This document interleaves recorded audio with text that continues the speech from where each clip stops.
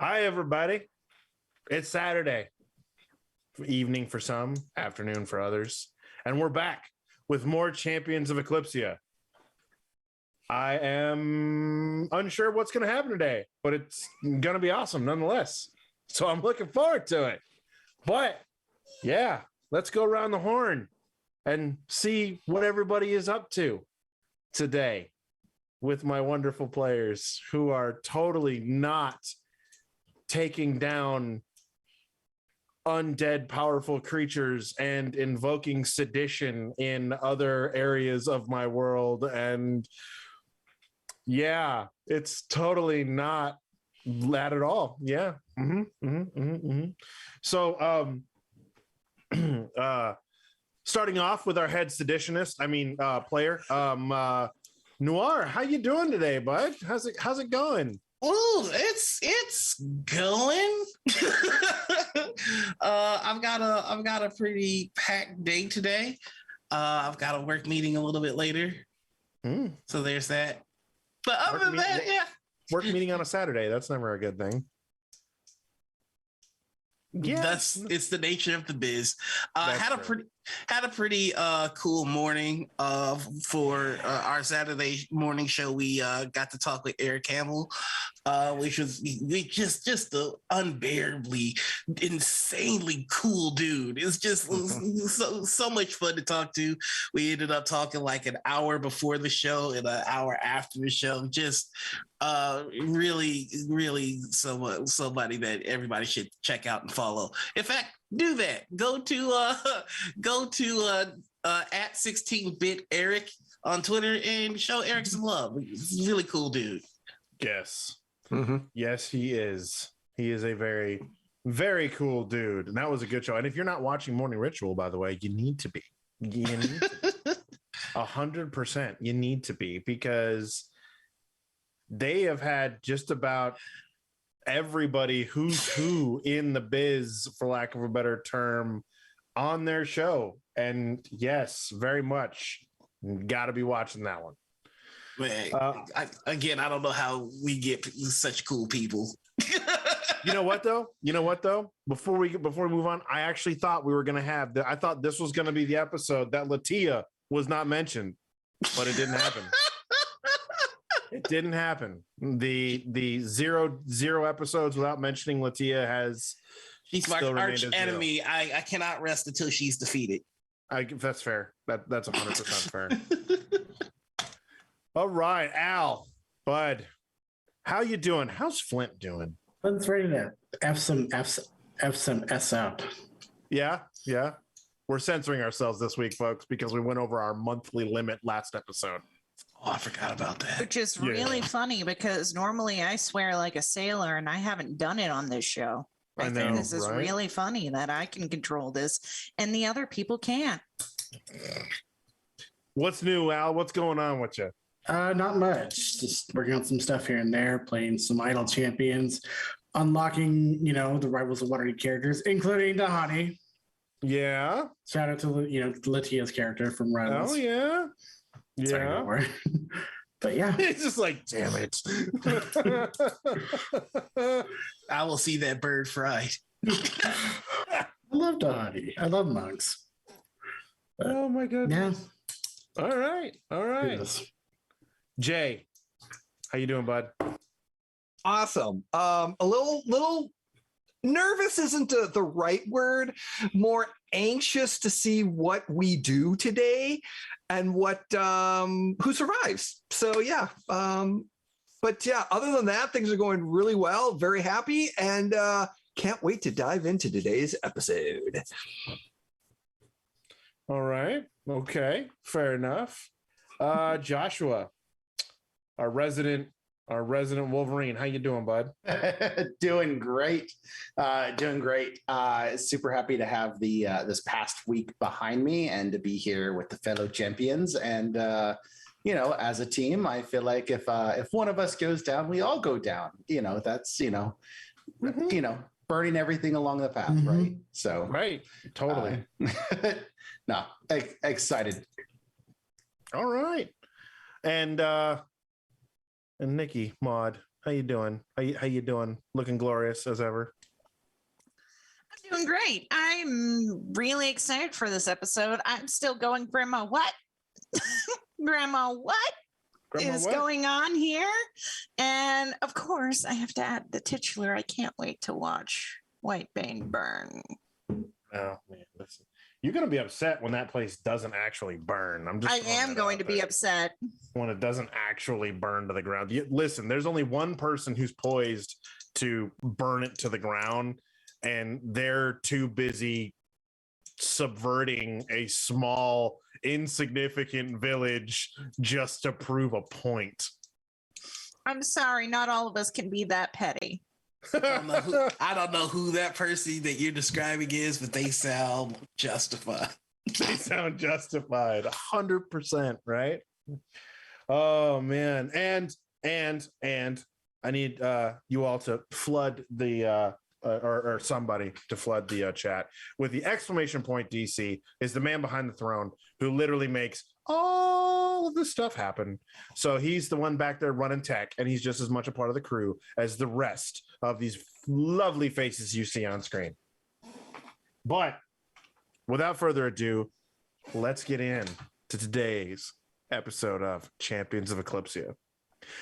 When we last left off, it was a very precarious situation. Our group divided, one member remaining behind in the Shaper village, while the rest riding up to the keep of the Blighted Duchess to try and rescue their friend who is trying to do the best that he can and trying to make the right decisions.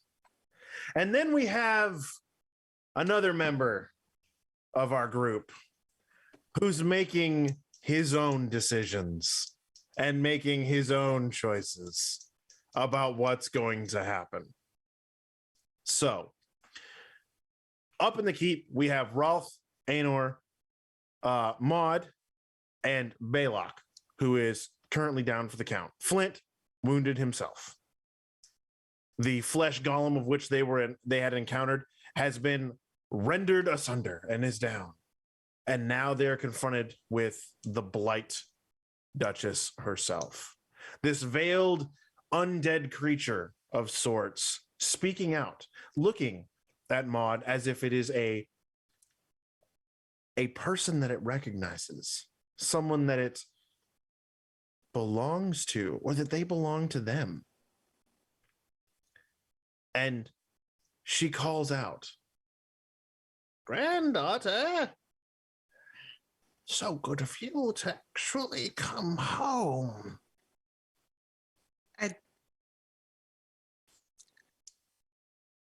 Granddaughter? I don't know you. You don't know me, but I am your grandmother. I am the one who's going to bestow upon you such great, wonderful wealth and power, the likes of which you've never seen. You just must love me, is all. And she's definitely looking around at everyone else. She's doing that. Like, does something when you're done. Like, as she's slowly moving towards you, not phased at all by the fact that Balok is kind of unconscious on the floor after taking the brunt of that hit from the flesh golem, that her flesh golem is destroyed, that Flint is kind of like, right? Flint is also laying on hands himself as also doing the And right. Einor is going to go do medicine on Balog. Oh, Ralph is attacking. It 100%.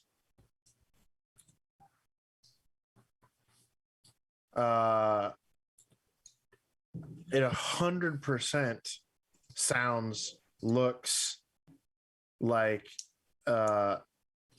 that she is not even paying attention to anybody else in the entire room. Mm-hmm. She is purely focused on Maud. And Ralph is basically charging up, attacking her and pinning her to the wall and saying something once we're done. Okay. So at that, right, we can go ahead and roll initiative for that. Petra, you won't need to. You're going to have your own initiative, it sounds like, going on. I like I said, Petra's just casting chill at second level, you know?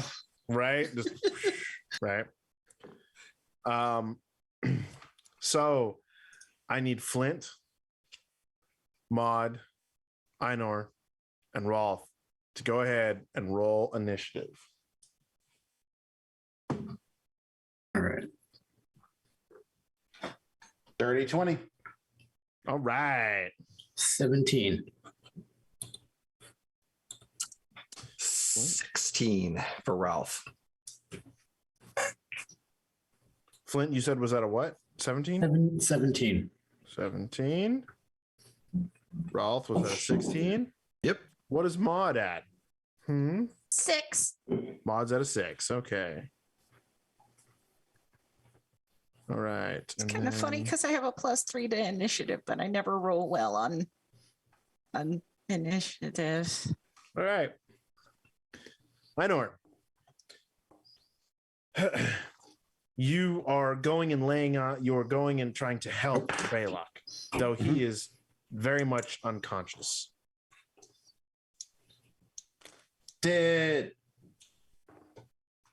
I'm going to do a medicine check to try to make sure that he's stabilized and not dying. Make it. 18 on the die. That's 20 overall. Okay. All right. You realize that he is stabilized. He's, for lack of a better term, on a scale of 1 to 65, he's probably at a 1. So he's not dead, but he's just resting. He's just resting right now. That's all. He's just sleepy. Sleepy. Yeah, he's just sleepy. Next, continuing down the line, the Duchess is slowly moving towards Maud, looking at her very intently, but not doing anything just yet. Flint, what are you doing? See, already laid on hands. Flint just kind of holds his breath for a moment, pushes the blood towards his face and moves his shoulder, and he runs to attack. Okay. All right. Laying on of hands is a bonus action, right? It was, but I did it right before we rolled initiative. Okay, cool beans. All right. So you're going to close an attack? Yes. All right, feel free. Swing away. All right, Lady Silverhand.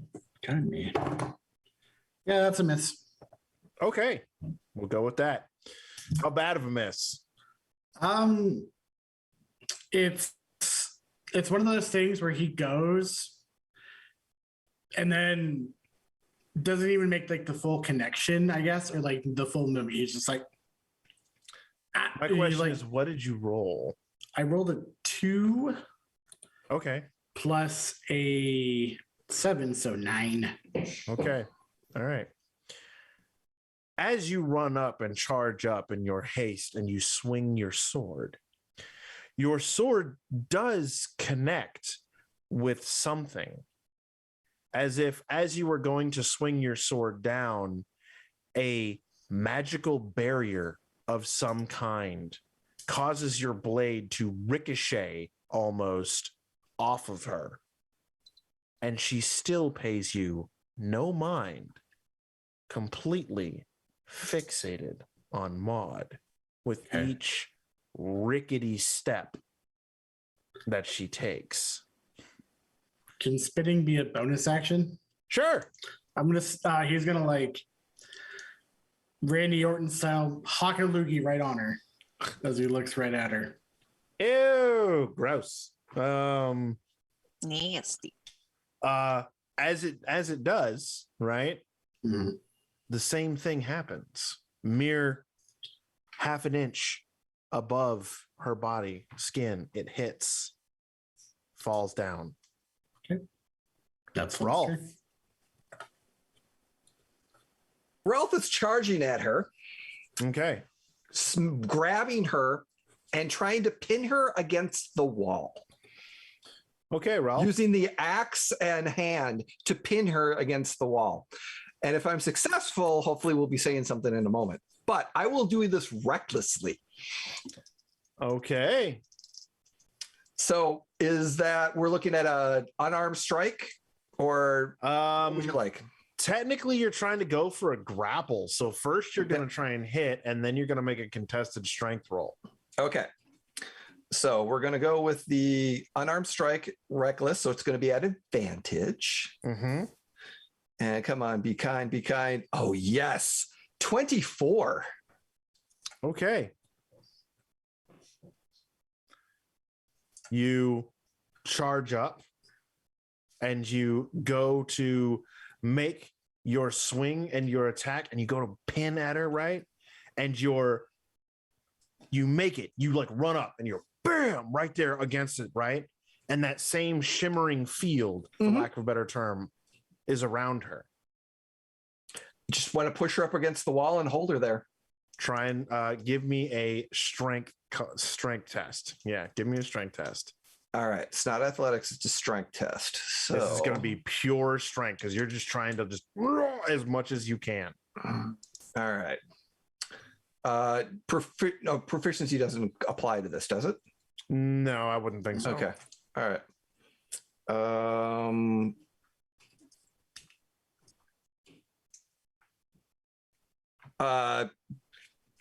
Dirty 20.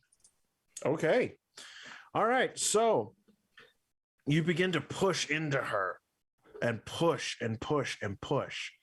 I need you to make me a dex save, please. Okay. And as I'm saying this, Ralph is yelling at everyone, get Maud out. Everyone out.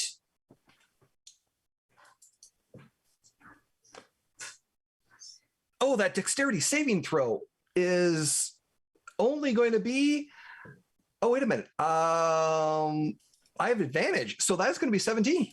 Cool. All right. Sweet. You notice as you're pressing up against this barrier, right?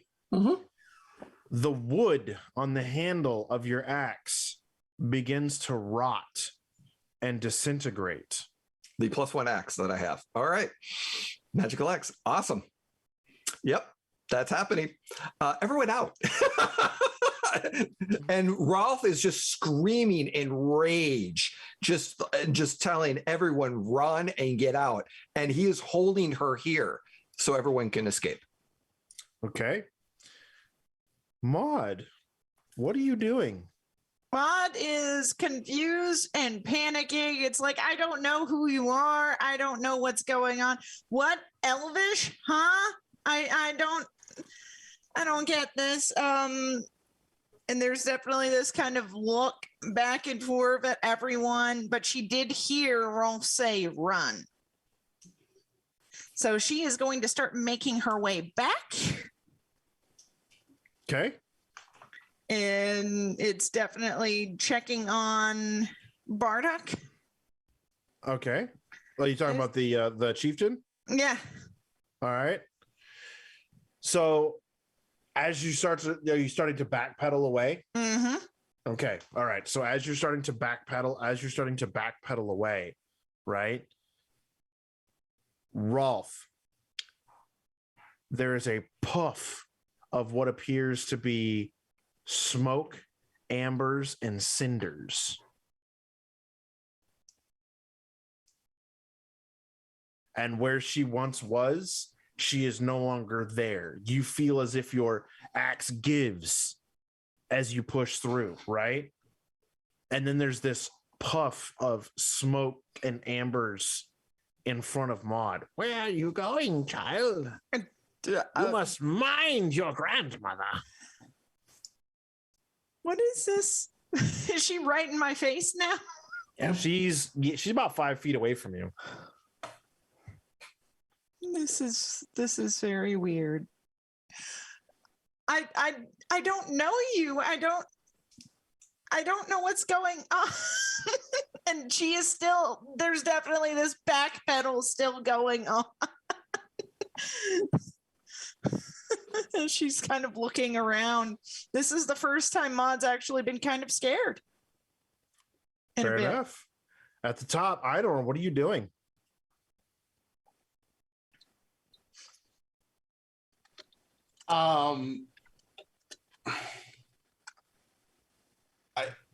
That's a very good question. I will.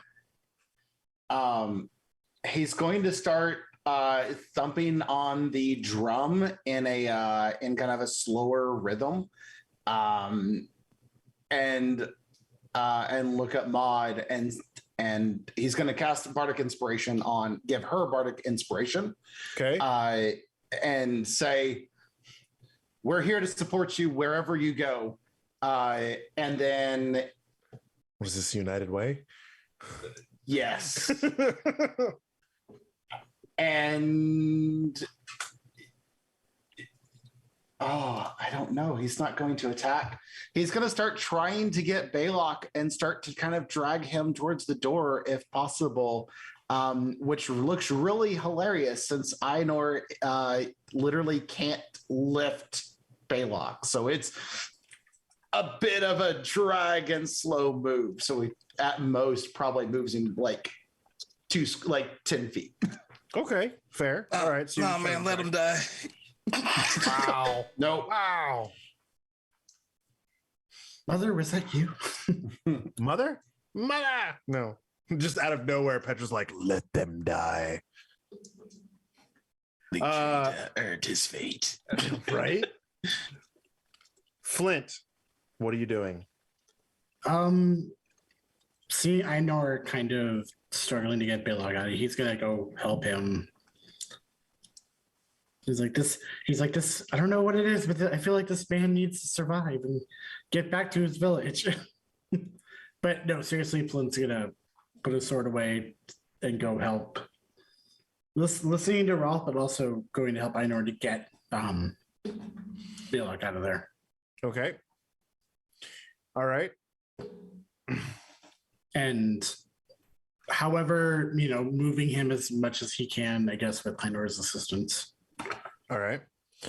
The Duchess looks at Maud. Your mother poisoned your mind against me. That treacherous whore. How dare she? She wouldn't have ran away with that filthy beast. We wouldn't have this problem, and you would know me, and you would love me like you should. Yes. Wait. Oh, I see now. You're making the same mistake your mother did. Yes, consorting with beasts. And it turns and it looks at Rolf. I will do to you what I did to a mother's lover. And I need you to make a con save. All righty.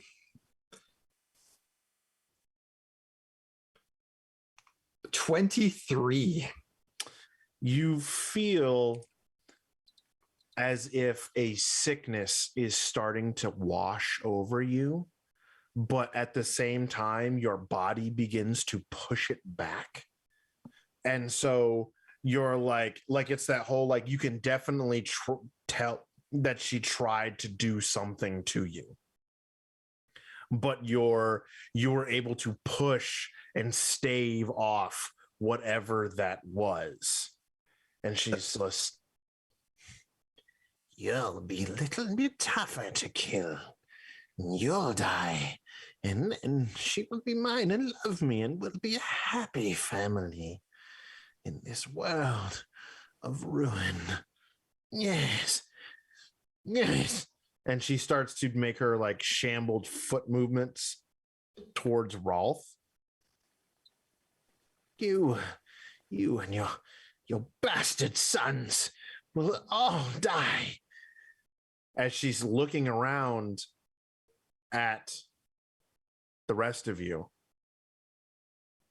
Not make a whore of my granddaughter. I will protect her from the likes of your kind. And Maud. Yeah. Okay. Well, I see that this lady is nuts because I have no idea what she is talking about. I see my friends are in trouble. Mm-hmm. And I see her going after Rolf. And so we're going to try this. Why are you mouthing to me? No, we're going to do this. What she's going to do is she is going to burning hands this lady and still run back. Okay. We're getting extra crispy grandma today. Okay. So what is it? What is that for? That's an attack roll, is it not? Or Yes, is it a it save? is. All Well, right. it's a save. So hold on, let me get it. I'm sweating, y'all. DC is gonna be. It's a. What is it? It's a Constitution save, correctly?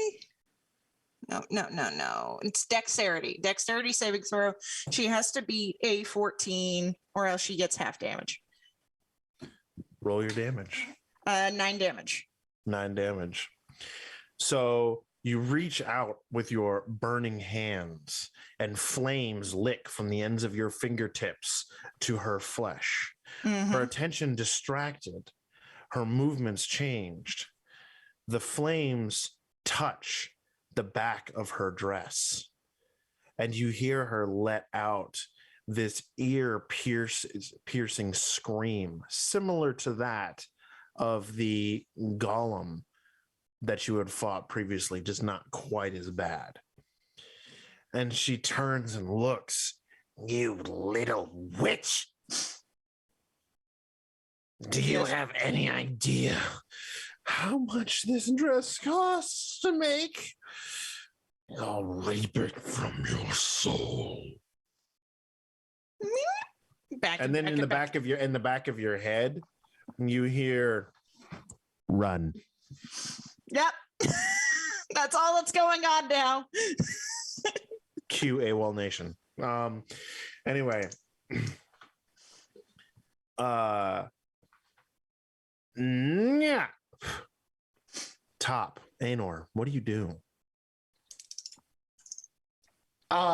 Realizing that Flint now is getting Baylock kind of up, and that this would be a lot easier if Baylock himself was up, he will use a bonus action to cast Healing Word on Baylock, giving him 4 + 3. Yeah, 7 hit points back to Baylock. To try to and use his action to kind of wake Baylock up, and does that like between the hit points. He kind of an action. He kind of does the. He does the what do you call it? The when someone wakes you up from a nap kind of thing. You're like, well, what the kind of thing, right? Like he starts awake kind of deal, and he's like, "Are we dead?" Nope, but we're running away before we do. And you're heavy. He kind of like looks, turns his head to kind of like, and he's like, because he's kind of prone, he's like looking to see, he's like, yep. And just kind of, he starts to push himself up a little bit. Flint. Seeing Baylock is up and he'll look to him. Flynn will look to me like, "Oh, can you make it out here okay?"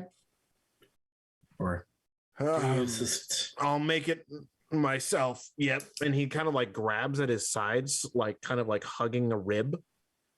But he's up and he's like moving towards the door. All right. Yeah, Flint will start leaving as well. Okay. All right.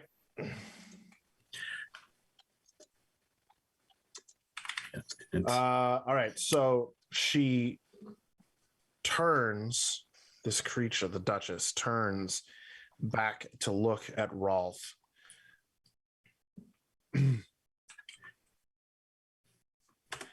And she looks and she moves to close with you, moving without ease at this point, right? Slowly closing. You're grinning. You're like, yeah, this is what I want, right? And she reaches out with a finger and touches you, just the faintest little beep. Maybe. Right? Maybe. If you can.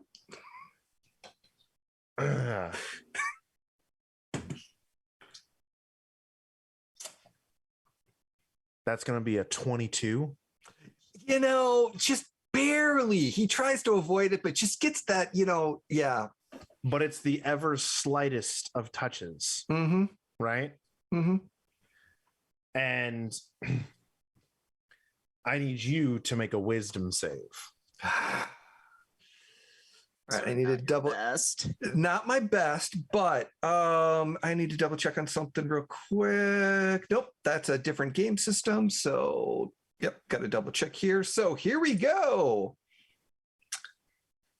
Oh, that is going to be a 13. Okay. She looks at you and she literally just goes thinner.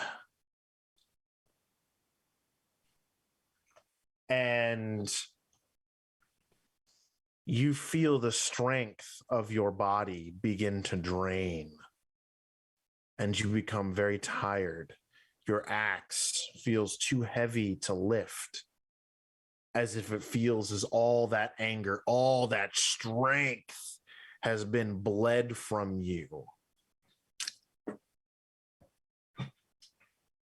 You are you have disadvantage on all strength checks and saving throws. Okay. And attack rolls that utilize strength as its core stat. Okay.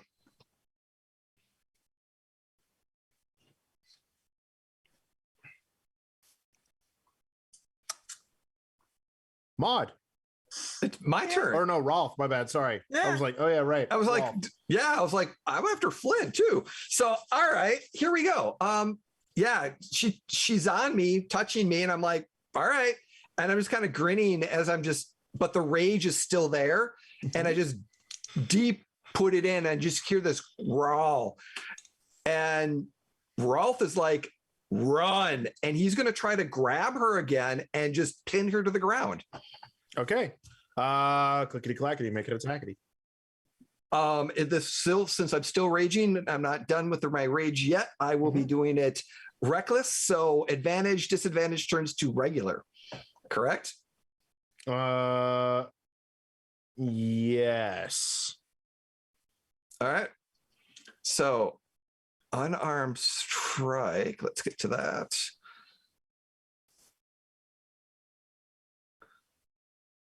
An 8. An 8, huh? Yeah, 8. Okay. Yep. So as you're going, you're like letting that rage build up. Your hands just fall, not necessarily fall short, but they feel almost pillow fisted. Mm-hmm.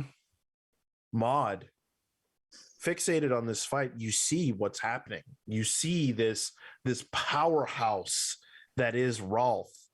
So, like, his strength is gone. Heavy levels of fatigue are setting in, and he's trying as hard as he can to keep fighting, but he's not. He's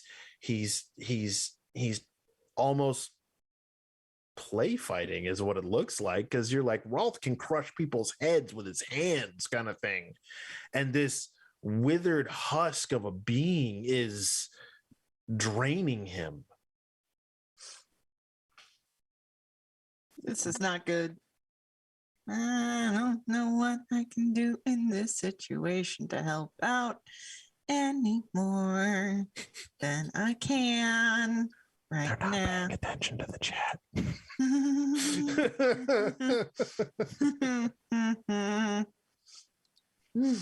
Run. Run! We can only move so many feet. I can only move so fast. I cast a defensive spell, not be there in the first place.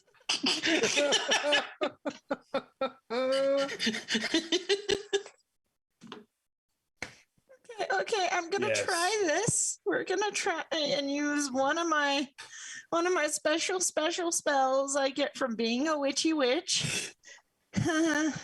This is called a cursed act. So the whole she's gonna need to make a wisdom saving throw or be cursed for the duration. While cursed, the creature takes psychic damage once per turn equal to 1d8 plus your spellcasting modifier. And whenever it attacks or casts a spell. Okay. So I'm making what save? A wisdom saving throw.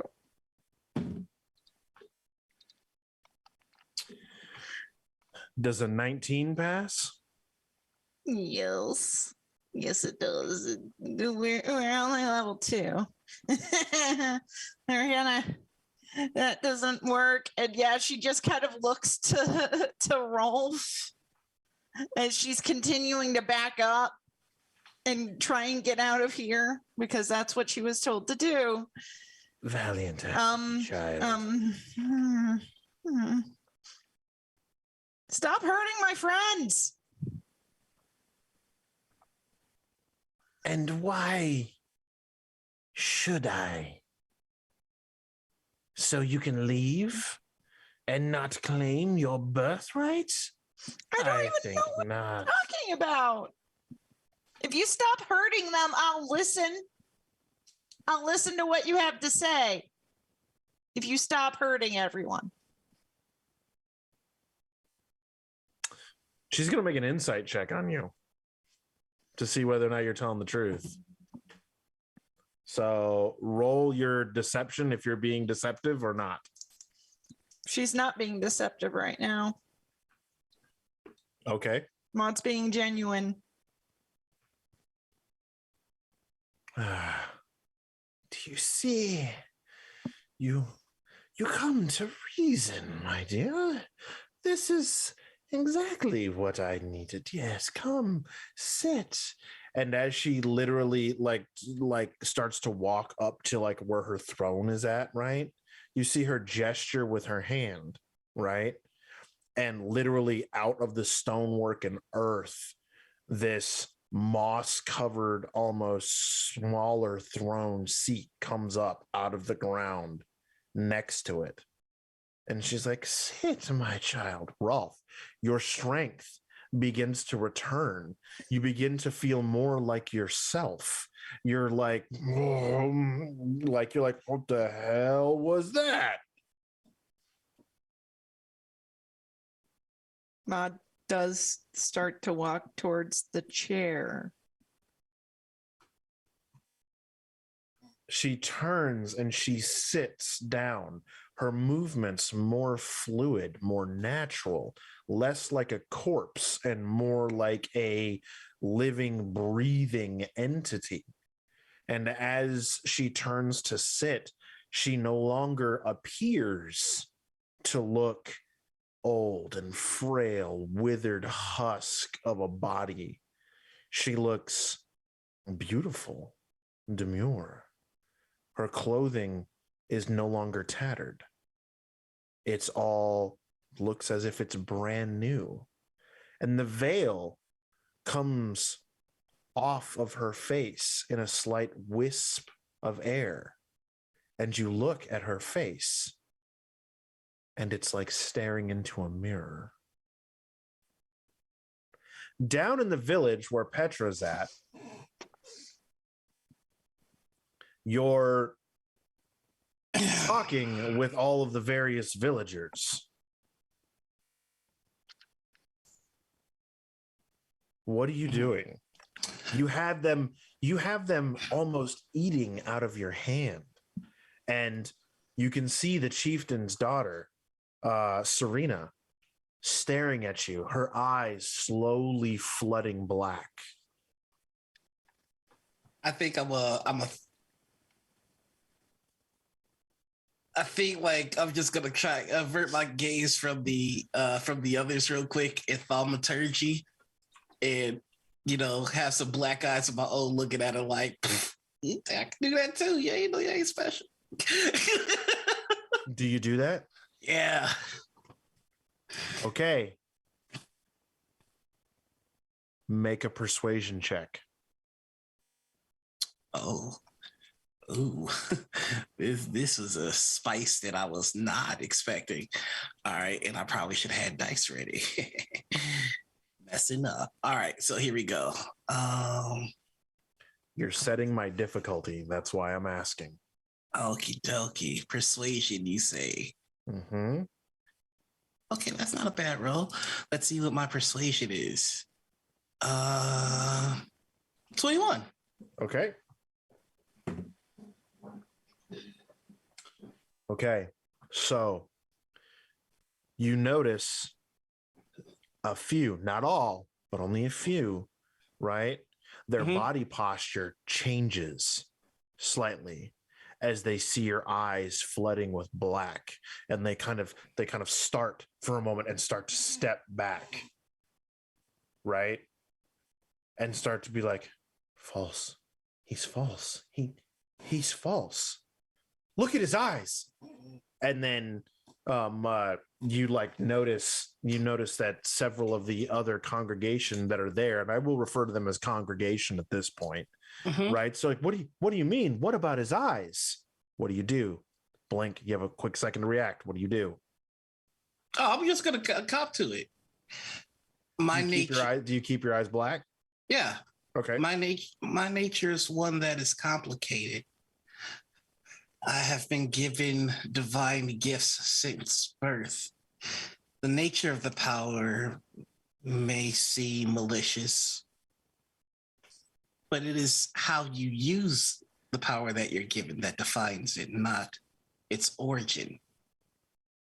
The very same powers that enable this, and he shows the black of his eyes, and then he turns them white and glowing.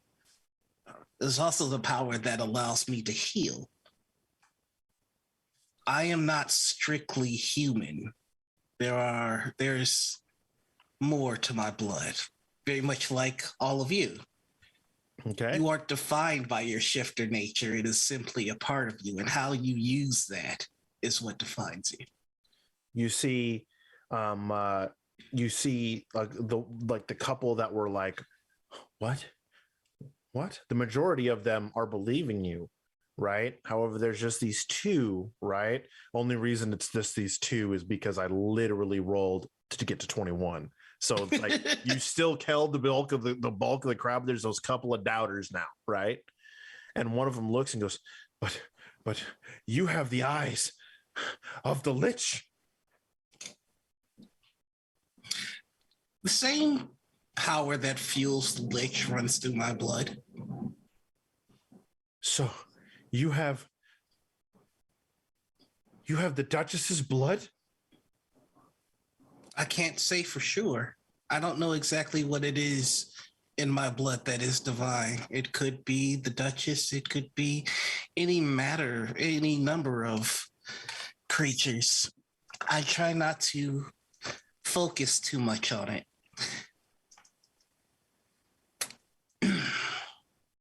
Here, let me show you something. And he's going to pull out his blade. Yep. This blade is called Lightbringer. And it is bound to my hand. This is meant to fight off the darkness in this land. That is the sword's nature. And then I would like to use my channel divinity ability. Okay. And my channel divinity ability is called Touch of Death. So it's just going to shroud this light sword in the same darkness that was in my eyes. Okay. The purpose of the sword is to bring light to the world and to protect light. But there is darkness in me. But I intend to use that darkness that's within me to serve the purpose of this sword. I don't know if that comforts you, but my words aren't meant to comfort you, simply to express the truth.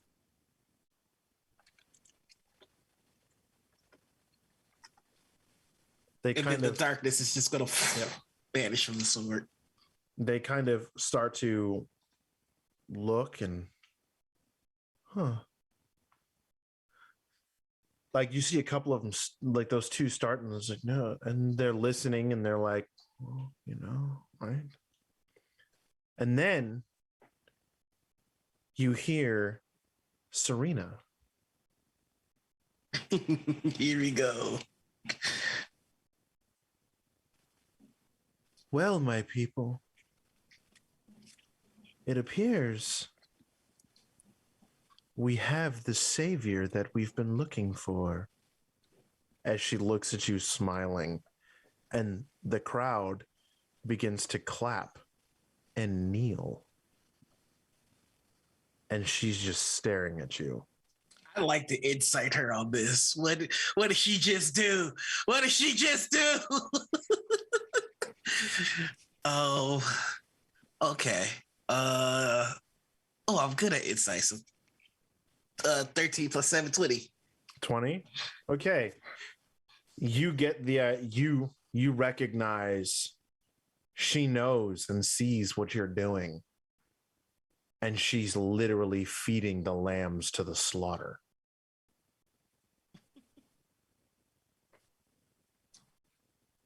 Whether or not I am a savior, I can't decide.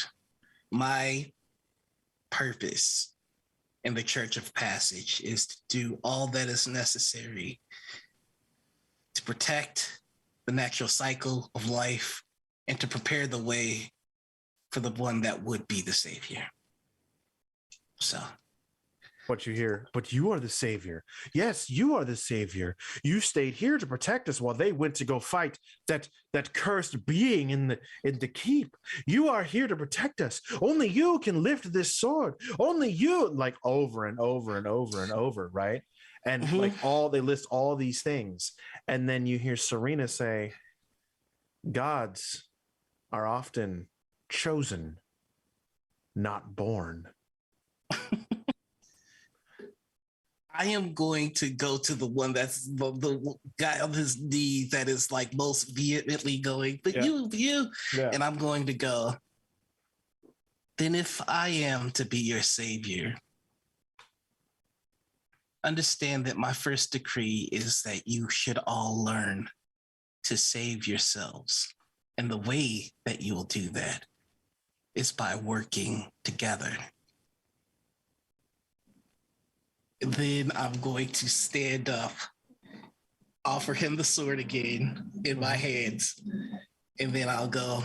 Because if I am meant to be your savior, I won't be able to do it alone. And right when I say alone, that's when I'm going to have the sword cast daylight. Okay. You literally have these people eating out of your hands, and Serena is just watching. After that, I'm going to sheath the sword again to dim the light because I don't want to draw too much attention to the area. And then I'm just going to say, now you if cast you all... daylight, man. There is plenty of attention going on in this building right now. I'm going to go. I need a moment, but everyone, please meditate on the words shared today, and I'm going to make my way to Serena. Okay. Okay. So you make your way. Make it anyway. Take it away. Yep. Over to Serena. right? Mm-hmm. And as you're doing, they look, right? And they're watching. And they're like they're watching what you're doing. And she looks at you and she literally bows. And this giant wolf-headed amulet swings from around her neck and then back up, looking at you. I would like to roll it's a history on that amulet to see if I Okay. recognize it. Okay. Oh, come on, baby. Come on, baby. That's 15 plus a whole 16. That's good enough. You recognize that it was the amulet that Balok was rubbing and using to invoke the change within the village.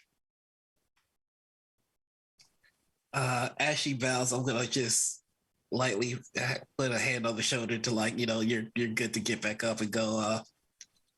Do you have a moment? I would love to have a word. She stands up and she leans in close and whispers in your ear, I know what you're doing. I see it clear as day. But don't worry. I'll be at your side. And she literally kisses you on the cheek and then turns to face the congregation and smiles. I am going to turn to the crowd, smile back, and very subtly in our language go. So how much do you know?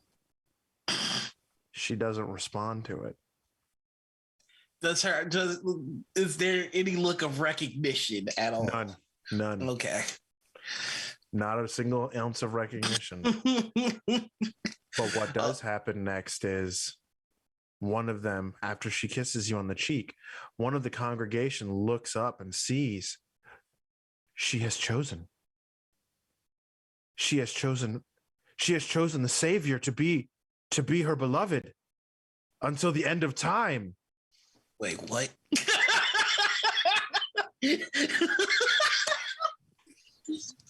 She has kissed no man and no woman, and it was said by the chief, the first man or woman that she kisses will be her betrothed. She is betrothed to the Savior. And they all start cheering, and they all start giggling and laughing and clapping. We will be divine. And she looks at you with a smile that literally says that you don't even have to make an insight check on it. Two can play your game. I'm just going to give a smile, a nod, and I'm going to wrap my arm around her shoulder and bring her in close. And just nod, and the nod's just going to say, good move. We're playing chess now, baby. Let's see where this move goes. And you know what? Gonna raise her arm. We're gonna give the crowd what they want. As you do, right? You raise her arm, and she's smiling, and you're smiling, right? This major, like, everybody's cheering and happy and whatnot and yipping and everything like that, right? I need you to do me one small favor. Yeah. I need you to make a perception check. Let's go. I wrote a 1. Okay. So as you're kind of basking in this moment of, oh shit, I may have found an equal in my matched wills, right? Mm-hmm. You notice next, she's holding your sword unaided, lifting it up. And we shall bring daylight back to the world of darkness. At that, I think at that, I think instinctually he's reaching to like make sure that no, this is my sword, but to cover up like that just nanosecond of panic, he's going to cast not daylight but just light, so the sword lights up again. Okay. Like just as a symbol, and he's going to whisper in her ear, "Careful. I don't mind being a widower." Nor I the widow.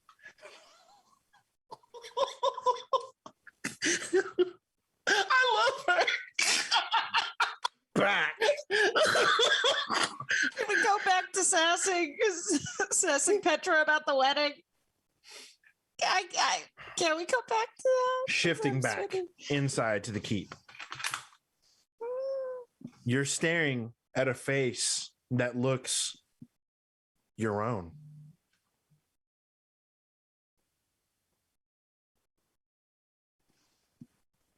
The rest of you see this as well.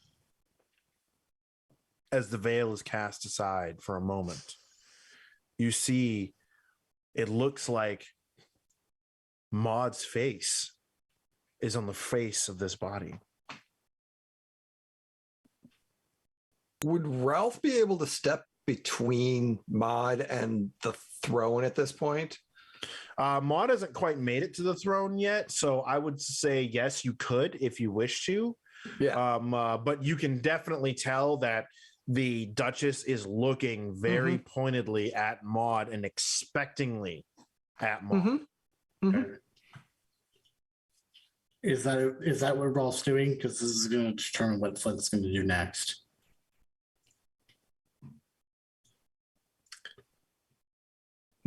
Ralph is like, Maud, I said to run.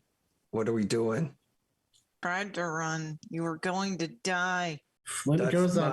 I purposely did this for you to get out. I would have made it. Flint's going to go up right to Maud, touch his shoulder with his left hand, touch it with his right, and clasp the cloak.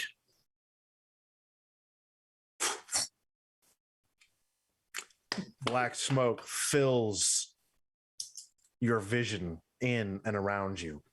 That's all he needed from Rolf. That's all he needed. Mm-hmm. And it clears away. And you're standing underneath the arch of the bridge on the village side. Where'd they go? What? Flint!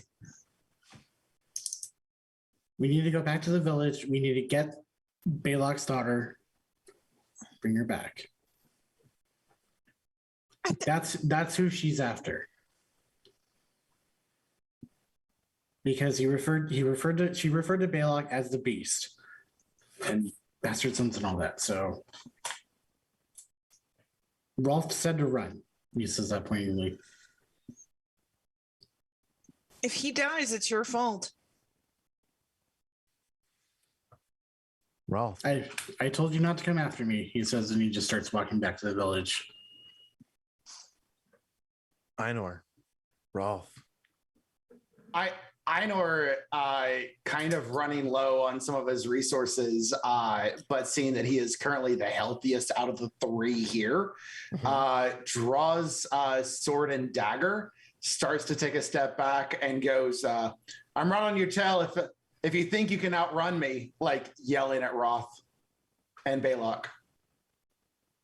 Run. You just hear this mouth of run. I was going to say, because as Flint's walking, he's going to touch the cloak again. Mm-hmm. So poof, poof. He's going to run over to Rolf and do the same thing. Okay, so when you poof back, okay, this time when you poof back, you're back. You're not in her throne room. Oh. You're back down in that dungeon area. Okay. Like that's where it takes you, is back down into that dungeon area. Okay. Is Balok already heading out? What is Balok? Balok doing? is just standing there like, what? Like, all of this transpired within the matter of a couple of minutes. So Yep. he's just like, what is happening, right? Get out. Einor like Roth throws over and says run, and Einor's like, get out. And it's obvious that Einor is waiting for Balok to leave before he leaves. Wow. Don't worry, folks. Noir's just trolling us in the Zoom chat right now. It's all good. And sorry, back. I was seeing that happen to Poof. We'll activate the class again. Okay. So do you go back? So do you go back to where Maud's at? Yeah. Okay. Einor, and Rolf. I need you both to make Constitution saves. Ralph is purposely being the target while everyone runs until they're to the point where he can run himself, but he's primary.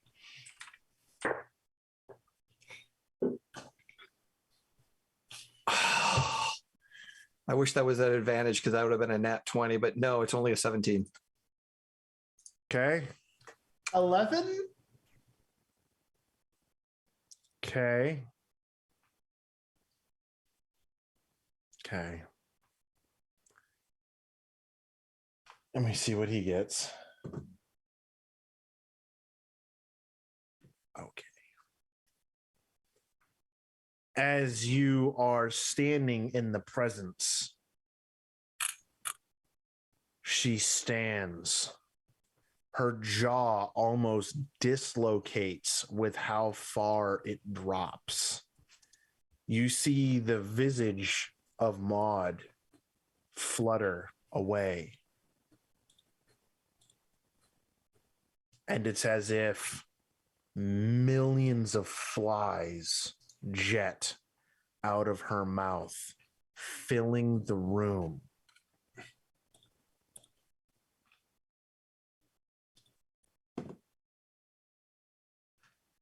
Einor and Rolf take 10 points of necrotic damage.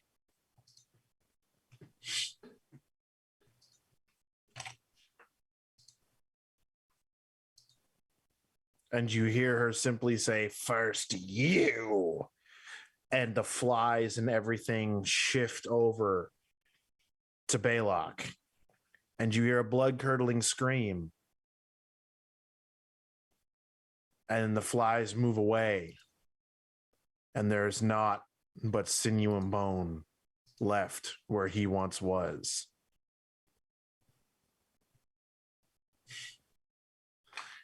And I think now would probably be a good time to go to break. I think. I mean, what's that whole thing? 4 funerals and a wedding, something like that. So DC, if you could take us to break, that would be great. Can't wait And to then kill my wife. we will be back in about 5 to 10 minutes, folks. So go grab your drinks, go get your bathroom breaks, go grab your snacks, because it's probably gonna get spicy.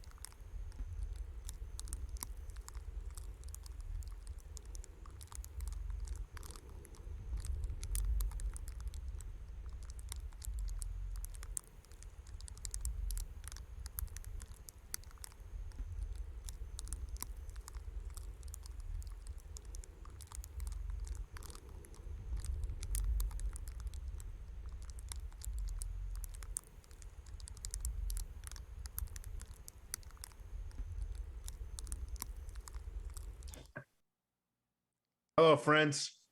How are we doing? Wonderful things, great things. And we're back after our short little break to try and figure out what are they going to do next? That's the burning question for many people, myself included. So,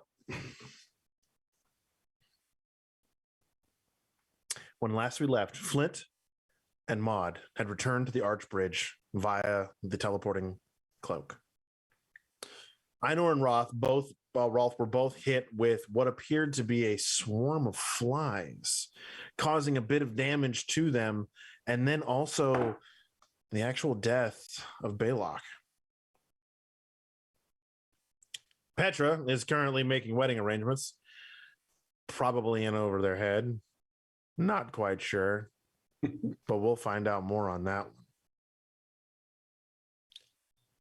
Focusing back on Maud and Flint, as you are coming out from the bridge, you see from the barracks house, from the road warden's house, the windows and arrow slits fill with light as if it is a beacon in this very dark world. I don't And you trust hear this. chanting. You hear chanting, hooting, hollering, cheering. What happened? Didn't these? Were they just happy we all left? Well, Petra's still here, isn't he? Oh no! Aren't they? Then it dawns on Petra's all here. Did they kill him? Are they about to roast his corpse over a bonfire or something? We need to go check on that. let's go check on that. Let's go save our friend. Flint has the look up on his face. Like, can I just get a break? Friend? Flint, That's Flint not not the going to word. investigate. Probably gonna find their friend all dead, but that's okay. Maud's literally trying to wipe her tongue because she called Petra friend. All right, so you walk up. To the building itself, right? And do you peek in? Do you look in? Do you see before you try and do anything more? What do you do? Yes. Oh no, I'm Flint's trying just to walking peek. straight in. Flint's walking straight in. All right, Petra, as your sword slowly dims from casting the light spell, you see at the far back the doors swing open. Flint, bruised, broken, and bleeding, stands there looking at you with what can only be amounted to as in a WTF look in Dragonborn form. Maud is near him, looking just what? The heck? I'm gonna make sure Well, you're not dead, so I wrench the sword away from my fiance. This has to be a hallucination, right? This has And to be a I think hallucination. it's fine. And I'm gonna sheave it, and I'm going to lean in close to Serena and go, I have other matters to attend to, beloved. Don't we all, dearest?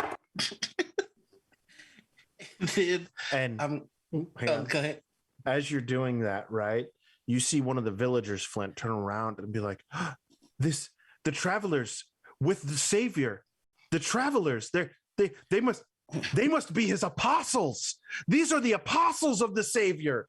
Yes, these must be the apostles of the savior, for they travel with him and he will save us all. Well, a few things, Flint starts again. Number one, you all were trying to banish us, or your leader, Balak was, by the way, trying to banish us, but he did try to save me, so I'm grateful for that. Two, and he's going to look at Maud, and I'm like, we are not apostles. Petra and I and Maud just all happen to be going in the same direction, as a wise mage once said. Three, Flint, I need you to make a perception check real quick. That is a natural one on the die. Okay, never mind.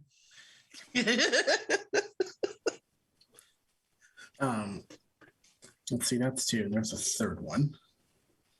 But 3, if we were apostles traveling with him, he would have came with us. And Flint goes, simple logic, pal, and he continues to walk toward Petra. Okay. Fossils, right. Sure. Whatever you want to say right now. And there's definitely this look on Maud's face of these people have gone nuts. This is some sort of mass hysteria problem. I'm going to go talk to people who make sense. That's the look on Maud's face. Nice. Glad. Yeah. Apostles. Sure. Yay. I gotta go talk Petra, to. you see this. You Mhm. see this unenthusiastic support of your ascendants, for lack of a better term. I'm just gonna go. They travel with me, but they are not with me. They chose to go when I knew that the correct path was to stay. And where are the rest of them, might I ask? And I'm looking at Maud and Maud and Flint. They'll be along shortly, I'm sure. Something happened, and we got pulled aside and came back. Yeah, we got pulled aside and came back, and Mm-hmm. I'm sure they're going to be along momentarily. So you separated. Yeah. I just love the grinning smile. Maybe. Yeah, basically, and Flint's gonna be honest. Yeah, we killed one of the Blight Duchess's, big bone creatures or whatever. Made all the people that attacked this village. So practically we saved it. But then the Blight Duchess happened to appear. Thought Maud was her granddaughter, and of course Rolf told us to leave, so I got Maud and left. Oh, and here I thought separating was the antithesis to what Rolf believed in. I'm glad there's been growth. I'm glad there's been growth too. She's looking around at everything.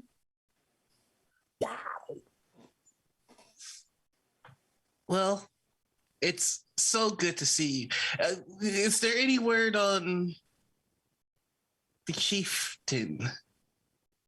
Oh, from last I saw, he was fine. Yeah. I'm glad to hear that my father-in-law is doing well. Father-in-law. Wait, father-in-law. She looks over Yes. at Serena. She steps up and grasps his hand. Yes, he is my betrothed, and we shall together bring light once more into the land.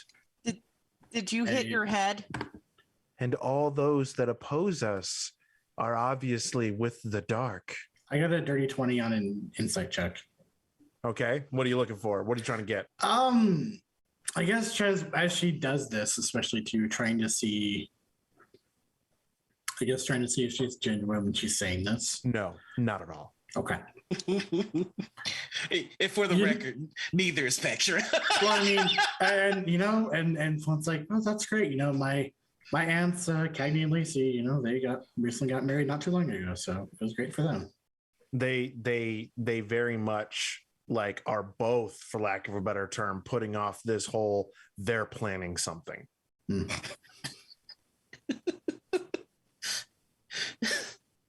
Whether or not they both have the same plan is a completely different story. Well, Did both of you hit your heads or something? No, we remained where it was safe to protect the greater amount of people. So, did you hit your head where you went? No, I didn't. I mean, I got punched in the face and raked by claws, but I'm fine now. Is there any word on when we can expect the rest to arrive? Hopefully soon. And with that, we shift back over to the keep.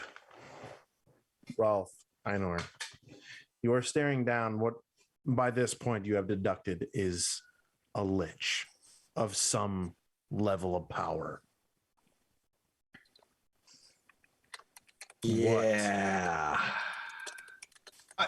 Seeing Balok, in his freshly renewed state of returning to nature, Einor will quickly turn and sheath both the sword and the dagger, and he's going to take off running and try to grab several of the of Balok's bones, like femur, like a couple of the bigger bones, to be able to grab and take with him, or his skull if possible. I don't know the state of what being devoured by flies. I prefer the skull if possible. If not, then femurs or arm bones or something. All right, go ahead. You know what? I'll tell you what. Give me a sleight of hand check. Ooh, okay. 21. Okay, you get the skull. It's still a bit juicy, but you are able to wrench it free from its spinal column. Okay, and I'm just going to keep running with it. Since she uses undead, I don't want him staying behind. All right. Rolf, what do you do? Running, and preferably behind Einor. But here's a question: getting out of this room, are we?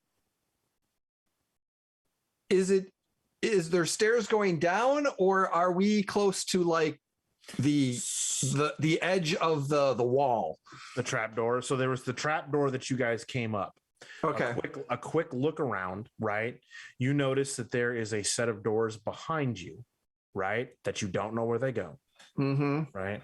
And then over to the far side by like on the, let's see, you are on the right side. According to my notes, I have you on the right side of the room, towards the left side of the room, right?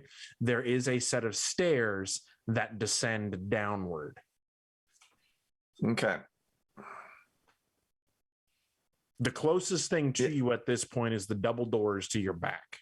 Yeah, but not sure exactly where they're going or kind of the idea. Because remembering when we came up, we came in the back up the stairs and then took up to the. You guys came up the through trap door. Yeah. Do we think that based off of the trap door, the stairs going down is going to a similar location, or would I have? Give me a survival check. All right. Just a quick look. 15. Okay. So like what you notice when you look around and you look past, right, is you're like, okay, well, this is obviously what amounts to like the throne room, air quotes, right? So that could probably lead down. You do remember that when you came in to the keep, right, that you guys came in through a side entrance of like on a cliff face, which is as you are tracking below you. Okay. How high is that cliff face that we went? You guys ascended a set of stairs that were cut out of the side of it, about 60 feet. That might be a little bit painful to jump. All right. Getting Einor, I'm just getting him running up to the trapdoor, getting behind him and getting him through the trapdoor as quickly as possible. Hopefully both of us can get through the trapdoor. Okay. Give me a quick athletics check to both of you. All right. And I think it's a 17. And I think because after this round, my rage will be dissipating. Yeah. Yeah. 19. That's after the plus 0. 17 for Ralph. Okay, so Ralph, you start booking it over. You grab the freaking door and you lift it up, looking back to Einor with his slightly shorter legs, running, right? And he like baseball third base slides like down into the thing, and you quickly jump around and slam the trap door shut behind you. Mm-hmm. As you do, you look up and you notice the wood around the clasp that you're holding it down by, and the door itself is starting to rot. Yeah, it's time to run. Full, just getting out, getting to the horses and getting going. So, all right, cool. So I need you both, right? One of you is going to make a history check to remember how to get out, right? And then one of you is going to make an athletics check to make sure that you find the easiest and fastest way to get out. So which is going to do which? Any chance for survival to remember which way we went? If you were in the woods, I would say okay. Yes. Yeah, perfect. Yeah, just throwing it out there, because you never know. I'd like to request to make the history check, and you can do the athletics check. That sounds good. 13 on the die. That's a 20 on the history. Okay. Fortunately, because I'm not raged, it's a 12. All right. 12's still pretty good though, right? It's a okay, so Einor's like, yeah, I remember we're going like this. We go this way and we go that way and we go this and we do that. We go up and over and over and over, right? And Rolf is like, yeah, but we've got to do this and we've got to do that. As you're moving, right, actively moving, Rolf is taking those steps to pull doors behind him, pull things shut or whatever, right? But it almost feels as if every time you go to shut one of these hatches, close one of these doors, you look back and she's only feet away from where you are. Pucker factor high. Keep running. All right. Have we, at some point, if there's windows or anything that seem to be where we're 20 to 30 feet up instead, Einor will not hesitate to make an acrobatic leap out the window. So the revels that you guys took got you back to the entrance where you're at. You guys have made it there. You're looking back, right? It's 60 feet straight down, right? And there's stairs that have been carved out of the side of this rock face that lead up to this entrance. You look back, right?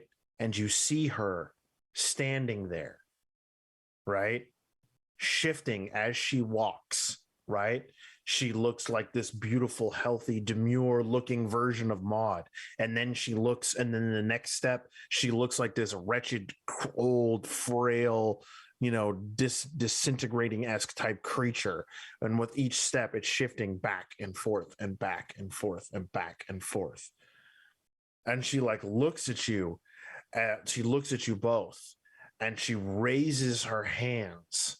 And she's just like, I shall end you both. I need you both to make a dex save. I thought you said death save for a second. No, that's the brand. Not yet. That's the branding right there. That's a Yeah, I get it. But 22. all right. 12. Not as good. Rolf, you look, and Einor, you look. You both are standing there staring, and then you see flames begin to flicker between her fingertips as it forms into a ball and starts to launch down the hallway at you, lighting up the hallway.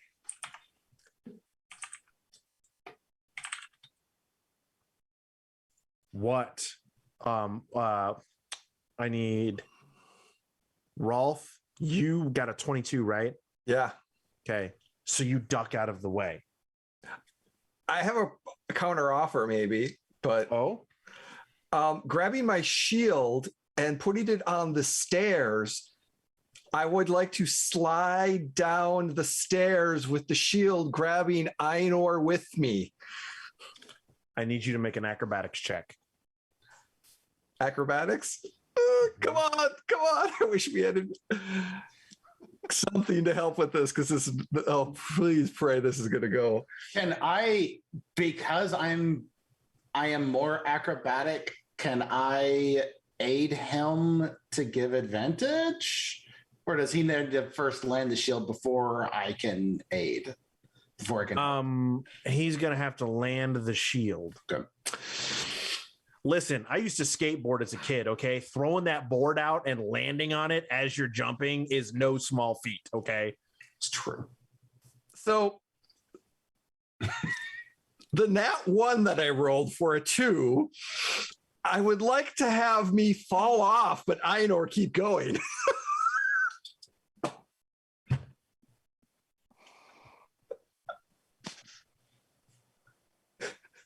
Not having a good time over there, are you, buddy? We'll just be there shortly, Petra. Don't you worry about us. We'll be there shortly. I'll fall, take the damage, whatever, just a fall. Einor, I need you to make another deck save for me, please. Okay.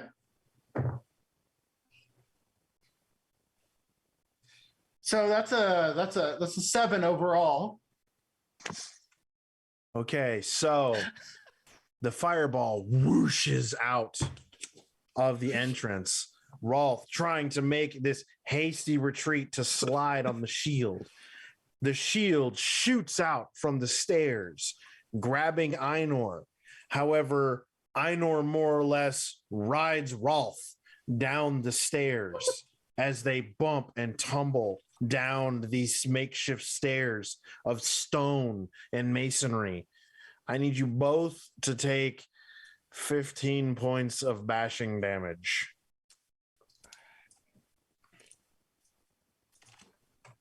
All right. As we go down the stairs, tumbling, Roth, as you are starting to get back up, you see that Einor is out and not getting back up immediately. Would there be any way for Ralph to grab him and just take the brunt to just keep him as we keep going down? Not really. Okay. Given the momentum and the haste that is going on, I would not. Yeah. No. Yeah. So, what happens when we reach the bottom? You kind of just you fall over and you're there, right? And Einor's not really moving. Rolf, you still have a bit of your faculties, but your head's been kind of wrung. Mm-hmm. I pick him up and run as for a little bit, maybe around just to get some distance. Okay. And to see if anything's following me. So you pick him up and start running. Mm-hmm. Einor, are you in fact at 0 hit points? I am. I need you to make your first death save. No. 18. Okay. That's 1. All right. Rolf, you're running and Einor's not moving. Yep. Like he feels almost lifeless in your arms. After that point, I get that. I stop, grab my healing potion that I had, and bottoms up, and just pinch the nose and start driving it down. Okay. All right. Rubbing the throat. Rubbing the throat a little bit. Get it to go down. Tilt the head, bring the body up, hit the back of the back just to kind of get it down. Okay. So you get it down, right? Einor, roll for a health potion. Right. 2d4 plus. Sorry, I homebrew these way too much, and I forget what it actually is. 2d4 plus 2. 2d4 plus 2. All right. 2 plus 2 plus 2, so 6. All right. You start to feel a little bit better and start to come to consciousness, and you start to wake up. You can feel that your ribs are bruised and cracked. You can feel that your arms probably out of socket at this point because you've had not only the stairs to get down, but a tumbling Rolf at the same time. Probably did more damage than the stairs, to be honest. Rolf is carrying you as he is running back towards the village. As a bonus action, I will use my last spell slot to heal myself. And as an action, I am going to do animal handling to try to whistle and get the attention of the horses to try to call them back to us. All right, give me an animal handling. Whatever I said. That is a 10 on the animal handling. No. Given the haste and the fact that you're still a little bit from recovering from that, they don't quite hear you. But it's okay. You've got a Rolf. It's true. It is true. So you Rolf, guys, you can tell that the potion helped. That Einor is awake, but he's not struggling to try to get down. He's letting you carry. Like he is intentionally just trying to be a sack of potatoes. okay. Well, this is the second player that Ralph has carried on his back. True. Not the same though. Not the same. We're not Dragon Queen Mod here. No. No, Or but Bear Queen Mod. Sorry. by the end of the campaign, all 4 will be on Ralph's back at some time. I now want Mod to ride a dragon. For some reason, that's happening in my brain. I can see Petra riding Rolf, just going. This is still better. Come on, faster. All right. You are headlong running, and as you're running, you hear once again that horrible scream.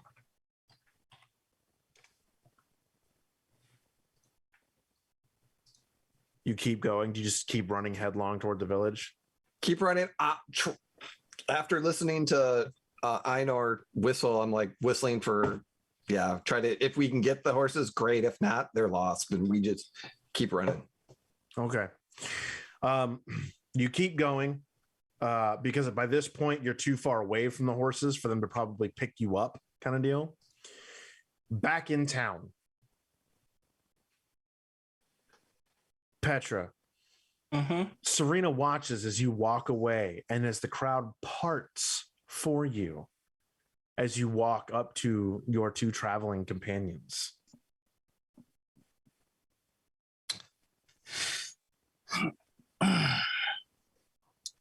How did you fare?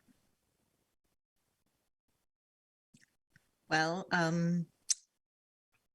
the lady looks like me. It's weird. Better than expected. Not entirely unexpected. Don't know if I should take that as a compliment, but No. I'm just used to a certain someone being the epicenter of disasters and the rest of them. we don't know. He's not sorry. Not at all. No, you're not. Flip's like, no, you're not. It's okay. No, Aris. Petra's very much not. In what condition did you leave them? Well, let's see. Einor is trying to. Baylock was at least stable by the time I got her out of there. Stable. You seem to have took his some best about hits. him. Yeah. But. And so they were stable at best, and you're here. Mm-hmm. Ralph said to get Mod out of there, and I figure for the first time since we've been traveling together, I should probably listen to him. And how did you end up there anyway? I received your note along with everyone, only it appears that I was the only one wise enough to heed your advice. I got there with this cloak. He says he's obviously not going. He's going to take it off actually, and he says the class right there gets you right into the fortress. To be honest, I was kind of hoping if we did take her out, just have that as a base of operations. Probably some cleaning up we could do, but. So one entity, it was enough to thwart all of us. One entity plus her army, but I don't know if her army is going to be troubling much longer. They all combined into this big creature, Managed to take care of him though. So there's a beehive, and we've decided to kick it. Well, we took most of the bees out. Just the queen.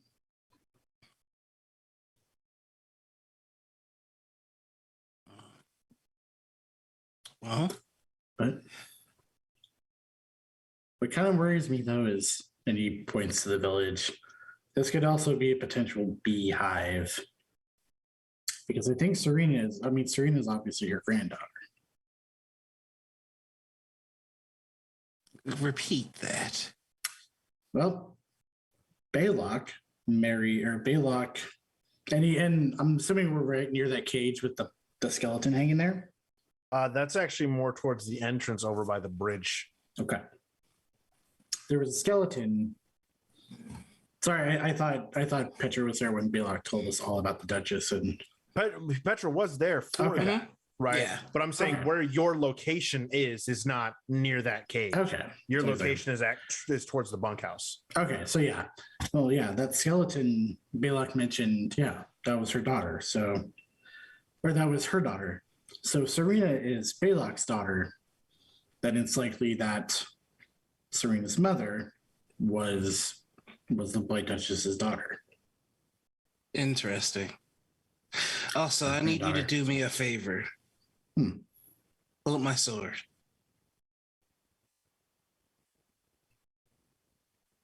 Okay, and Flint tries.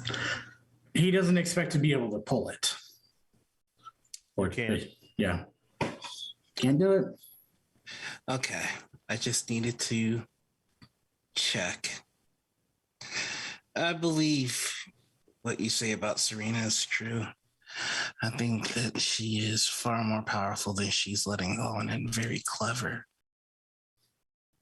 We've entered somewhat of a game of chess, her and I. I kind of figured, yeah. I didn't know exactly what it was, but I figured your proposal wasn't quite what it's not like my aunt's. I'll say that right now. It was actually her proposal. Wonderfully played. Hmm.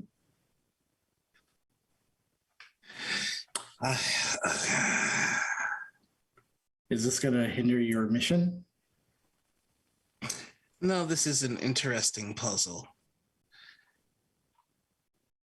One that may leave me a little worse. Or may leave me dead. Wouldn't that be delightful? All right. Well.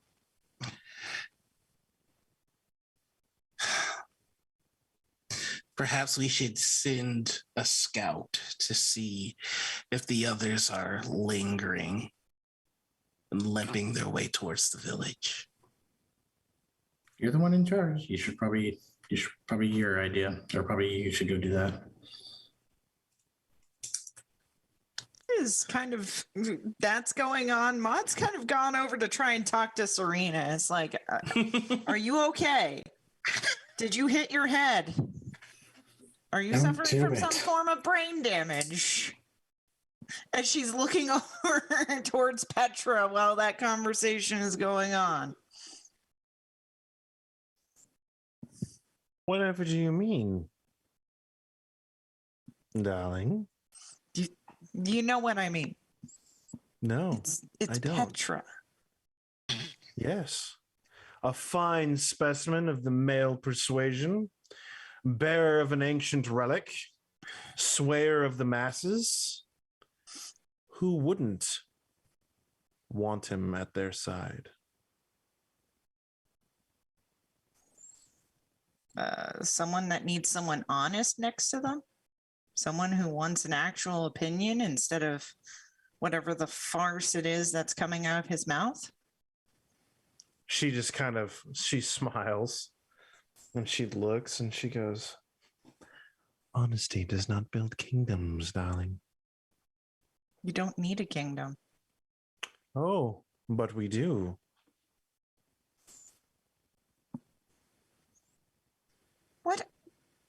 What are you playing at?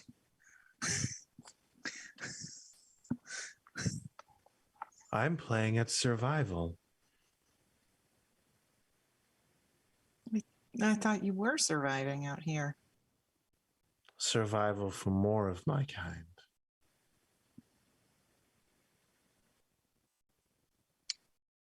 That's fair. I mean, after all, every month we grow in numbers. So we need more space, more land, more resources. Oh, I didn't realize that you kept getting more. I thought you were just a small, humble village trying to. We are but a small, humble village now. But who knows? In a month, we could topple Whitebane for all you know. Now that's interesting.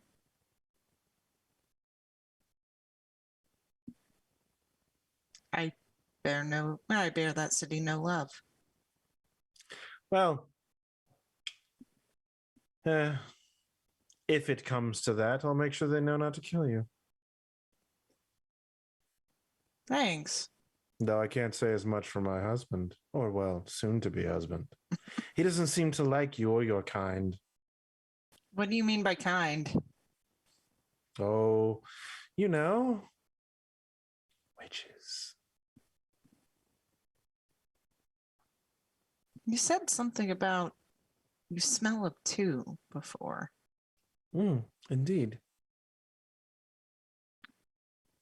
What exactly do you mean by that? And she's moved in close enough to where this is kind of like a private conversation. Mm-hmm. She does like you move in for that, like that private conversation, and she very much does the whole.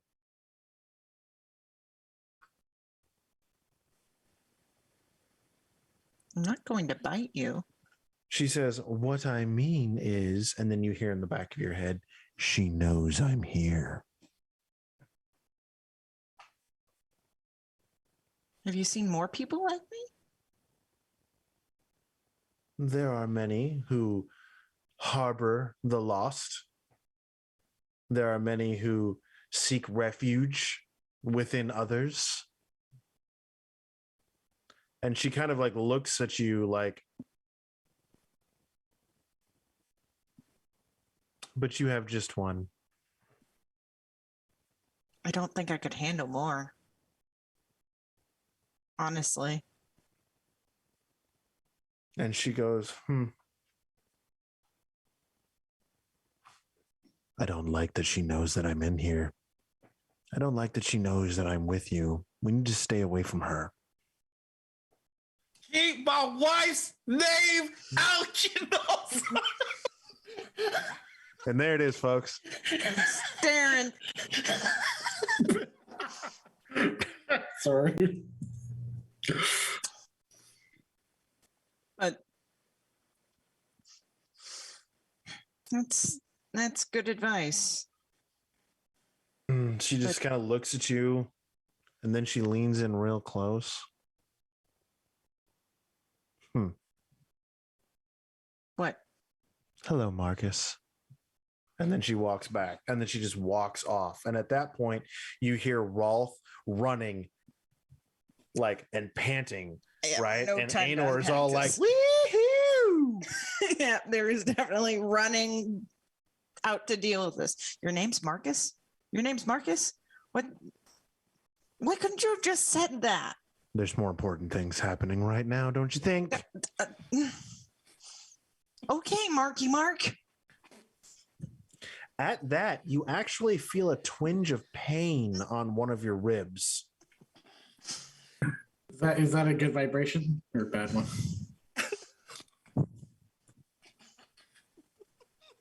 And the downward spiral begins, folks. Don't make this harder than it needs to be, Mark.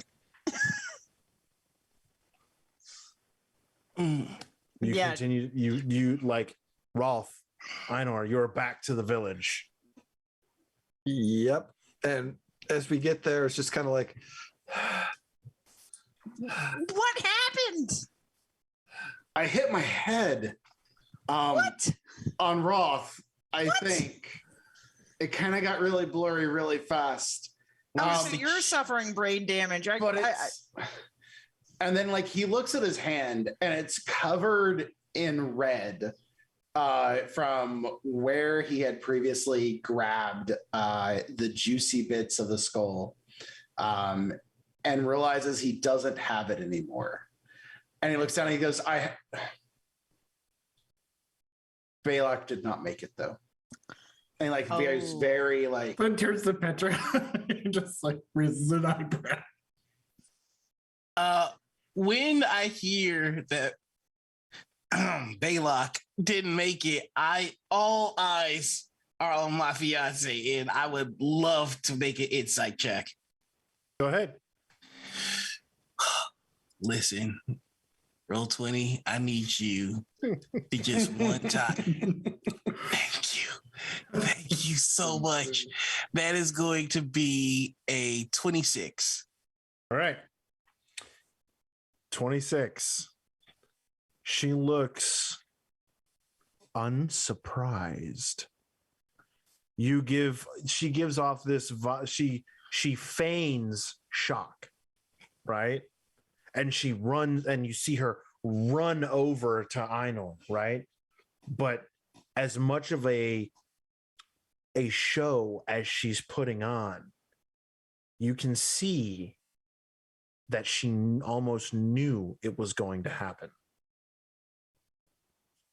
insight check as far as, is she happy that it happened, or is she as far nonplussed about it? As far as what you're seeing, right? Yeah. Like she's crying. She's like weeping, and she's, very much like mourning, and she's like, where's the body? I tried to retrieve what I could. It is, and like he kind of stumbles over the recollection, probably at the bottom of the stairs that lead up to the tower, and the rest that I couldn't grab is in the tower, in the throne room. She's like, what do you hold out the for lack of a better term, juicy skull to her? Well, no, I assume that the play here is that as I fell down the stairs and went unconscious because of the tumble, he dropped the skull, and he thinks it's probably at the base of the stairs. So his hand is covered in blood and the juicy bits. So there's part of him. I tried to bring him what I could here. And she looks and she's just like, so you don't have his body? No. I unfortunately, the only reason I'm here and alive is because of Roth grabbing me after I had already grabbed him. After I had grabbed what I could of Balak. She looks at Roth and is like, tell me, is my father dead? Panting a little bit, finally catching his breath. He's just sitting there, he's like, I'm sorry. He didn't make it. The queen, the power. Flies. She released a swarm that ate at us. We don't call her the Blight Duchess for any reason. She is a blight on the lands, on the flesh, on the bone, and she will reclaim all that is hers. And Flint says, including her granddaughter? I would like to insight check her again. Her face just kind of drops a little bit. And she looks and she says, yes, even her. Now I need you to make perception checks. Okay, I'll do that instead. Your boy got a nat 20. What's my wife doing? She quickly, 16. her 16. Okay. My total is 25. 10 for Rolf. 17. Okay. So, Got 11. except 11. Okay. So, Rolf, Aenor, and Petra, her eyes quickly dart to Maud and then back. I Flint got a 16, so you probably would have seen that. Yeah, Flint. Sorry. Okay. Detective Flint. He's gonna kind of point between Serena and Maud. What do you know about why the White Justice called Maud her granddaughter as well, he explains. Is there a connection between you two? What do you mean? In the form of blood? Blood or something? A connection?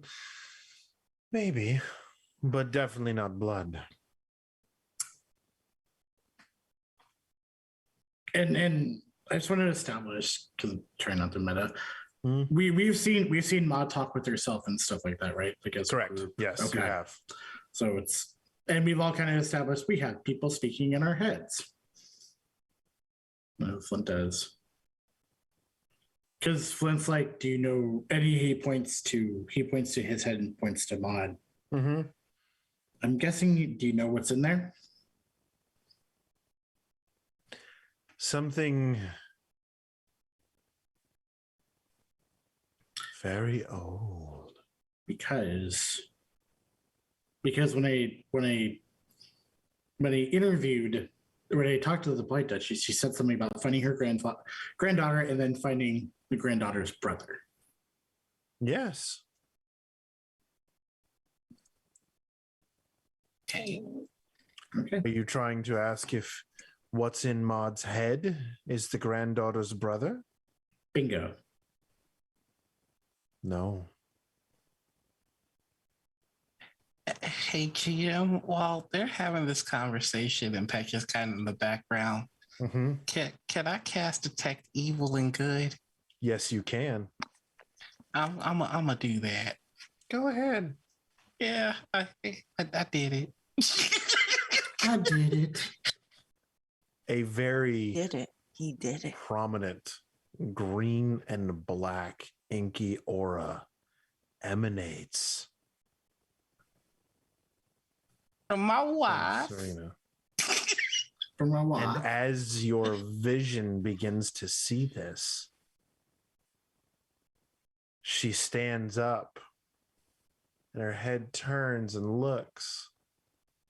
Something wrong, sweetheart? I just think that today's been taxing.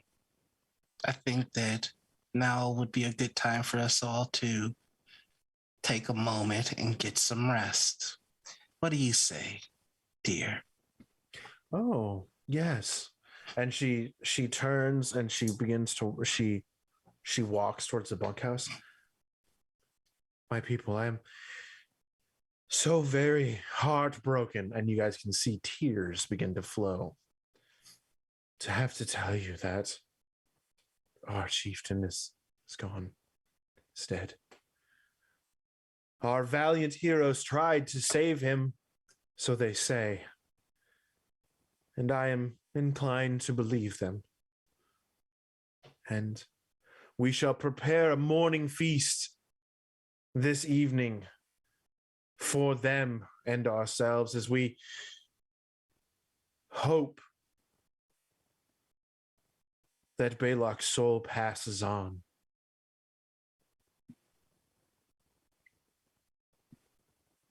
We will all be at a loss for several nights to come.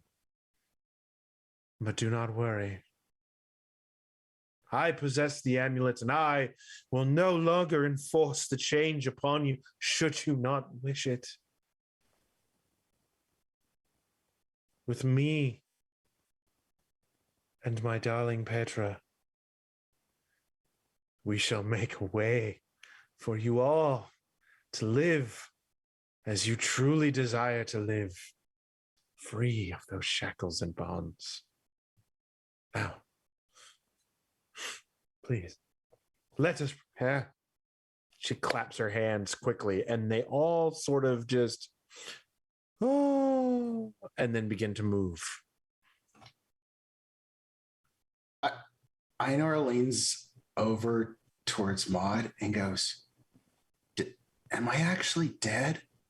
No. Did I hit my head that hard? No, this is hell on earth. Okay. This is hell right here. They are playing some weird game. I Rolf. Okay. It's not fun. It says. A couple of people come up to you, right? And they're looking you over, right? And they begin to look you over. They're in kind of brownish vestments, right? But you can tell that they were at one point probably white, right? Mm-hmm. And they begin looking you over, and they're like, please come with us. We will tend to your wounds. I just need a good night's sleep, but that'll be fine. Thank you for the offer that you have. I just need to rest a little bit longer. But thank you for your... At that, as you're saying that, right, Serena looks at you and says, you refused our hospitality and rules once before.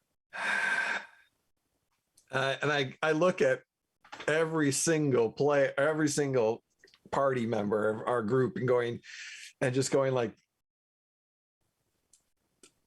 your hospitality is most welcomed. Thank you. Okay. And I stand up, and Ralph stands up and just follows to get whatever is going to happen. Okay, cool. Flint will look at Maud and Einor, and I'm going to go with him. And Flint will go over, it'd be kind of like at a doctor's office. He's going to pull out his book and like read as he's kind of watching them. Mm-hmm. So making sure that like he is getting tended to, and it's not like, a spell being cast on him or something. Okay. All right. So they lead him into a tent, or like a hut, where there is a stone slab that's right there. Insight check. Go ahead. Yeah, I'm wondering what's going to happen here. If insight on how dangerous am I getting Ralph getting into right now? Mm-hmm. Yeah, 10. They seem to be genuine, that they're legitimately concerned about your actual health. Okay. But they leave you into this hut that has several, for lack of a better term, tiki torches, lining what appears to be a stone bed with several skulled cups, i.e., like the tops of skulls taken off, turned into a bowl kind of deal, right? With white, red, and blue kind of pigment paint that's in there. And they get you to kind of lay down on this stone slab, and they begin drawing lines down your flesh and skin. Ralph is asking, like, what is this for? What are we doing here? What's going to help us heal you? And what healing? My body, we will heal the wounds. We will heal all things. Is all that they say. And you notice, like, as you're watching them, everywhere that you have a bump, a bruise, a slash, right? Anywhere that you have been wounded or you feel pain, the lines stop and they make a circle around it before they continue on the line to the next area of your body that appears to be damaged. A little concern. Ralph's a little concerned of like, what secret ritual is going to be placed upon him, and what control is being placed on him. So he's going to be very cautious of letting the healing happen. But if there's anything else that's going to happen, he's going to try to stop it. Okay. All right, cool. This takes a while, like with everything that they're doing. Flint, are you watching him or reading the book? At first, it's gonna seem like he's watching him, but obviously, he's gonna be reading the book. Okay. He'd probably be more focused as kind of time goes on. He's like, okay, he's fine. Okay. So reading the book. As you're reading the book, you read a particular story as it's starting to make sense to you, right? As the letters are shifting and changing within your vision to something that you understand. You begin to read a story about the great dragons of the world. Okay. And how the great dragons in turn had their own kingdoms. And that the dragons were worshipped as gods. And that it wasn't until the gods created man, elf, dwarf, that they began to worship other things. The gods, being fickle, for lack of a better term, no longer thought that the worship from the dragons was good enough. They needed more beings in existence to worship them, their own vainness. And so the dragons declared war on the gods. Being the firstborn, the true ancients of the world, powerful enough in their own right, almost demigods themselves, and began to wage war against all other beings, sentient beings on the world. And this was called the War of the Firstborn.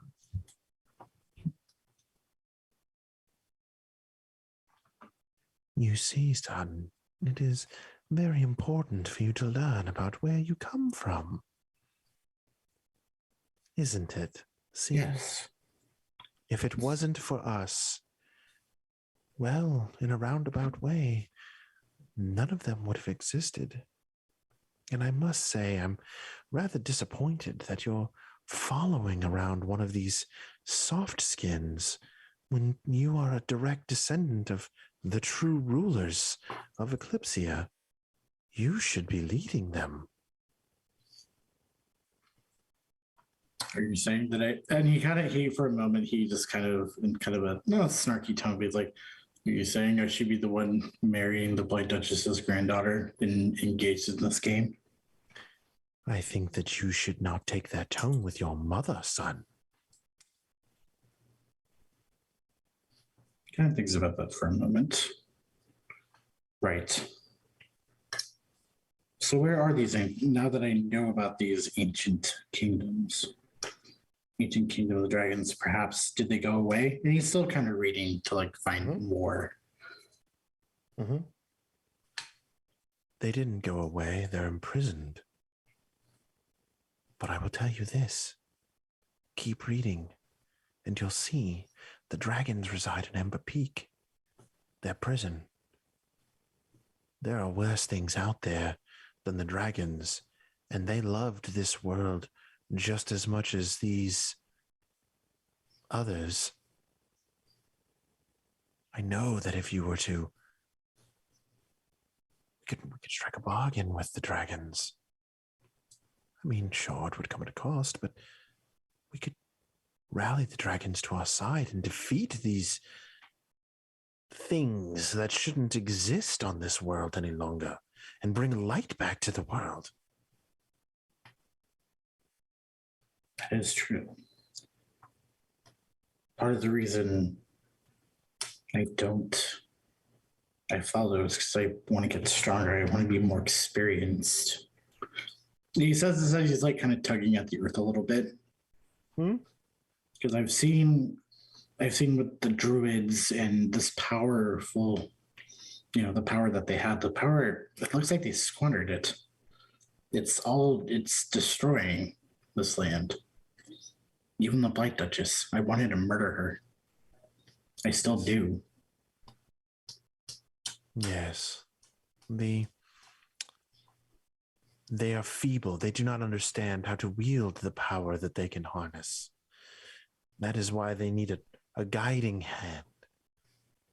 The dragons probably do not wish to kill all of them, but they certainly could help usher in a better world. And you, son, could be their herald.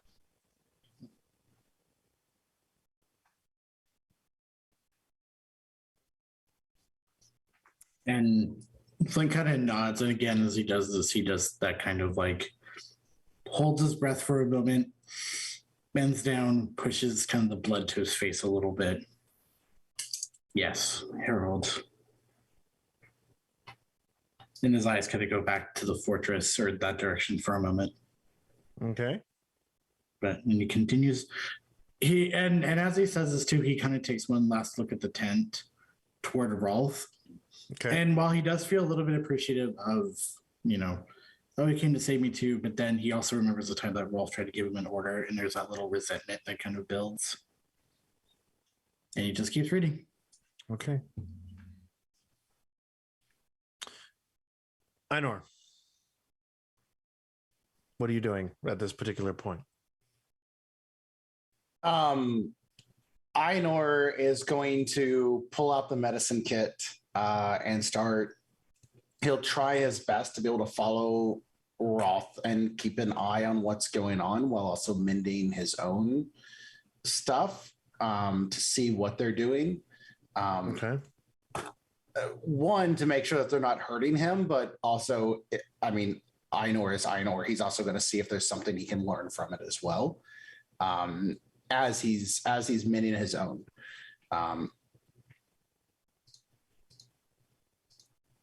He's also pondering about how to be able to go back and check if the skull is where it was left, and retrieve the horses. But the skull is the more important part of that. You're not 100% sure you'd probably be able to make it back over there and alive at this point. Yeah. But those are the things that he's pondering while he's taking notes after he mends himself. Okay. Mechanically spend hit points, spend hit dice, whatever. But also taking notes on what's healing, what they're doing with Rolf. As much as he's able, as much as they allow him to be able to watch from 10, 15 feet away. Okay. Maud is basically checking out Einor's head, and it's like, are you okay? How many fingers do you see? How many fingers do you see? She is trying to check on him. Are they all, sorry, I don't mean to interrupt, Nikki. Is everyone close? So we're all kind of gathered around Rolf's tent? Well, Rolf was kind of led away. Yeah. Do they allow us to be able to follow where he's being taken? They do, but they don't allow you in the tent. Okay, so we can't actually see what they're doing to him then. Well, Flint initially had said that he was going in with him. So there's one, Flint is in there with him, but it's more of there's not enough room for you all to be in there kind of thing. Okay. All right. I need clarification on that. Yep. So I'll be outside the tent then while Maud's checking on Einor. He seems like he's bandaging himself and taking some different herbs and applying it, and making a slight salve, and seems to be coming more to his senses. And every once in a while, just okay, so Petra is betrothed, and starts checking, this is the reality, right? We almost died. Those are the conversations as Maud's asking questions and checking on Einor. He's asking questions back to also check on himself. Yes. It's very strange, but apparently they're both playing some weird game. She might be starting to try and mass an army. Who knows what's going to go on with that? But this is it's been a day. It's been a day. It's not the same like it was at Ma's shop. Hasn't been like that for a while. We need to. We were kids. I don't think it's ever been like that. Just simply, some of us were naive for longer than others, unfortunately. And you see that kind of take of the light bulb at some point has gone off for Einor that there's something different. And how do we make a difference? How do we bring happiness and joy and stop things like the Blight Duchess? Could this village be able to dethrone her? Do you want to dethrone her? How do you feel about her possibly being your grandmother, not being her grandmother, somehow being related to the new leader of the village. There's more questions than answers right now, Einor. I need to know more. To be honest, I need to know more about, and she kind of just points. You realize I know that you're pointing at your head, right? Yeah, I know you realize that I'm pointing there. It's like a fish tank. Don't tap on the glass. I just see her start tapping herself fiercely. Well, let's see how I can help there. Maybe this can be a start. I know his name is Marcus now. Okay, and Einor pulls out a book, opens to fresh pages, and writes down Maud, and then starts writing down Marcus, and starts jotting down everything that he's ever thought about, like everything that he's observed from Maud. Okay. Serena and then knew his name. Serena stared at me and knew his name. I think Flint was onto something when he brought up they were blood. That you're somehow related, but not to blood is what she said, I think.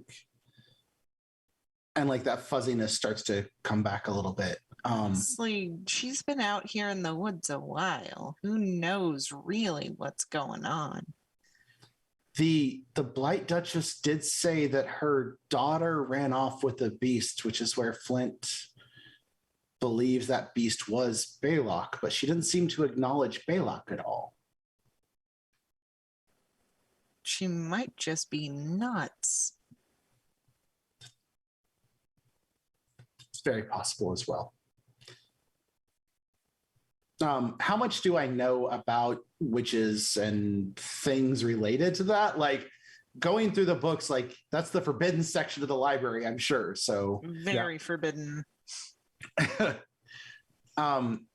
Is there anything that I can add to the knowledge of from a book knowledge standpoint? Or at least like, hey, we have these records, I could start looking for Marcus or something to help. It's literally kind of one of those, it's a little too vague. There's not enough there to you really Sure. start to like try and figure things out. I still have the census records Yeah. from the city. I could start actually looking through and trying to find Marcus's. Okay. That's something to do. Okay.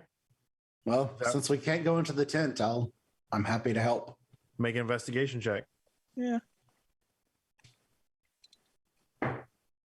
Mm-hmm. 11.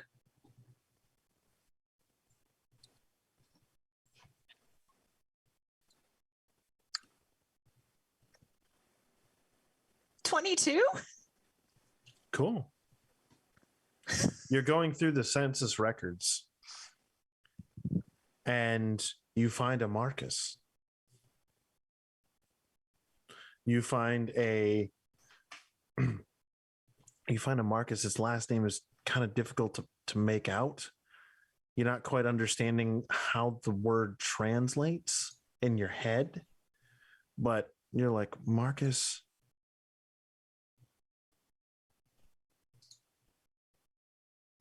Fairleaf? Marcus Fairleaf? Marcus Fairleaf?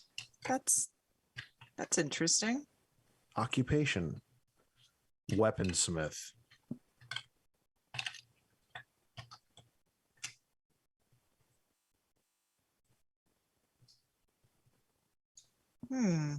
Did you used to make weapons? Maybe. What do you mean, maybe? You're dead now. Come on. Yeah.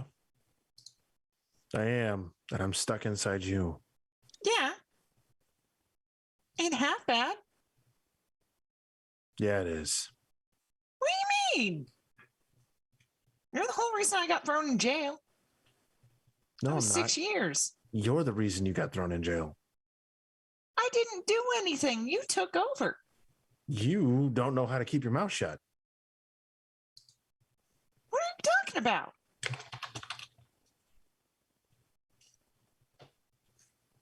I can't actually make you do anything. The only thing I can do is take your base impulses and crank it up to an 11. So realistically, all I was doing was taking away your inhibitions.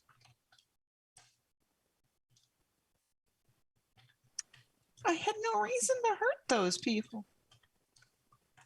You must have had some reason.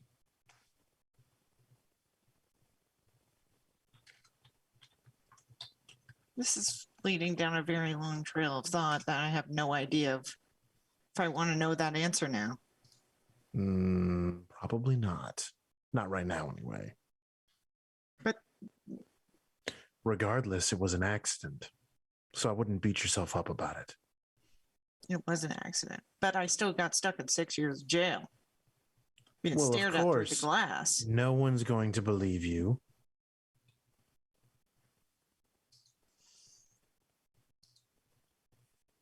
And Mod is kind of just pointing at this name in the census records for Einor as this this argument is going on back and forth that you're having to deal with, basically. Do you say your side of the argument out loud, or is it all in It's, like all it's internalized? all outside. If Marcus says anything of potential interest, let me know and I will jot it down to help piece the puzzle together. Marcus, if you're willing to share anything, thank you in advance. Why does the little one talk to me like he knows me? He's trying to be friendly. People aren't friends to us. They just use us until they don't need us anymore. And then they throw us in jail. You use me, I use you. At least it's mutually beneficial that way. I don't like it, but at the same time, you help protect me. I help protect you. We need to figure out what you need to do. And we also need to figure out how I can do more stuff, because as much as lighting things on fire is kind of a show-stopping number, it's a little awkward sometimes. Fine. You've obviously proven that you need more of me. Thank you, Marcus. And it almost feels as if things unlock within you. You feel power coursing through you. Spells, incantations, things that you a moment ago didn't feel like you knew, but suddenly you know now. As if a fog has partially been lifted. Rolf. Yes. Recover all hit points. Woohoo! Thank you very much. You feel yourself stronger. You haven't felt this good since you were a young man. You could take on the world. You could do everything. Nothing could stop you. Nothing.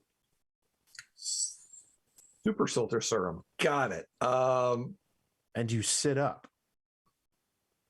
And the healers look at you and go, you know, you really do belong with us. That might be the case. I didn't realize more of our kind were here. It is something to think about, definitely. But at least with Serena in charge, we're in charge. We're in charge of our own destiny, our own wills. Yes, that might be. But before I join, there are a few things I need to complete. What? What could be more important than being amongst your people again? Obligations and missions. What greater obligations do you have than to your people? Do you understand? With your help and guidance, we could truly be a force to be reckoned with again. We could finally stop them. Stop the Blight Queen's army, or who are you referring to? The Twilight Court. Do they not tell you anything behind those walls? I know. No. What are you doing? Listening to Maud ranting and raving? No, that conversation's going on in her head as previously established. No, so but you're talking at her like you're talking to a third person. Oh, yes. But if I hear other people talking as well, I mean, Einor listens and captures as much as possible. So since they're just outside the tent, if I hear the Twilight Court mentioned, he'll turn an ear. Okay. You hear muttering. You hear Rolf talking. I don't know. Is Rolf being persuaded? Not persuaded, but he's looking for information. The Twilight Court, which does Rolf know the Twilight Court? No. And he's just like, where you say these things and I'm not sure what you mean. I do acknowledge the knowledge. Who is this? And it actually says a little bit loud, this Twilight Court. Petra, you hear the words Twilight Court as you're wandering around the village, coming from Rolf's hut. Oh, I was about to confront my wife after peeping. Okay. Do I know anything about the Twilight Court? Only rumors. What are those rumors? Those rumors are that all of the things that go bump in the night that exist within the world answer to a hierarchy known as the Twilight Court. It is rumored or believed that there is some sort of hodgepodge conglomeration that's out there that is the one driving force behind all of the bad things that exist in the world. Some sort of mock royalty, if you were, whose sole purpose is to stop the fixing or the repair or the unlocking of the moons. But it's all just hearsay. Nobody believes it. Yes, there's some big bad vampire lord and a ghoul lord and a werewolf lord, right? It's all And a Blight Duchess. and it's all hokey, and it's all, it's all been passed off, right? That it's not real, right? Even the Council of Whitebane has said that it's not real, that no monsters could be that organized, that no monsters could be that cunning, that they could truly join forces is like that. They kill each other just as much as they kill us. Oh, Ralph believes that.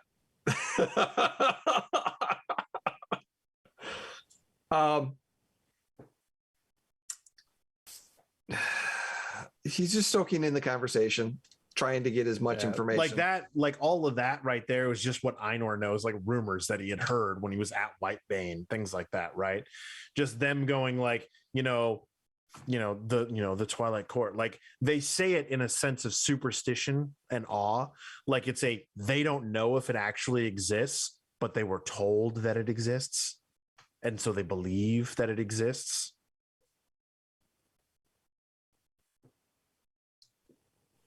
Right. I accidentally scribed down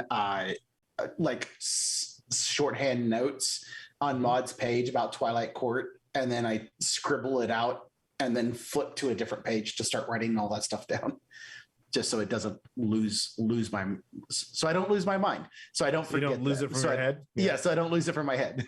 Okay. Petra. Yes. You wish to speak to your beloved? Mm-hmm, that's why I was doing the whole we should get some rest.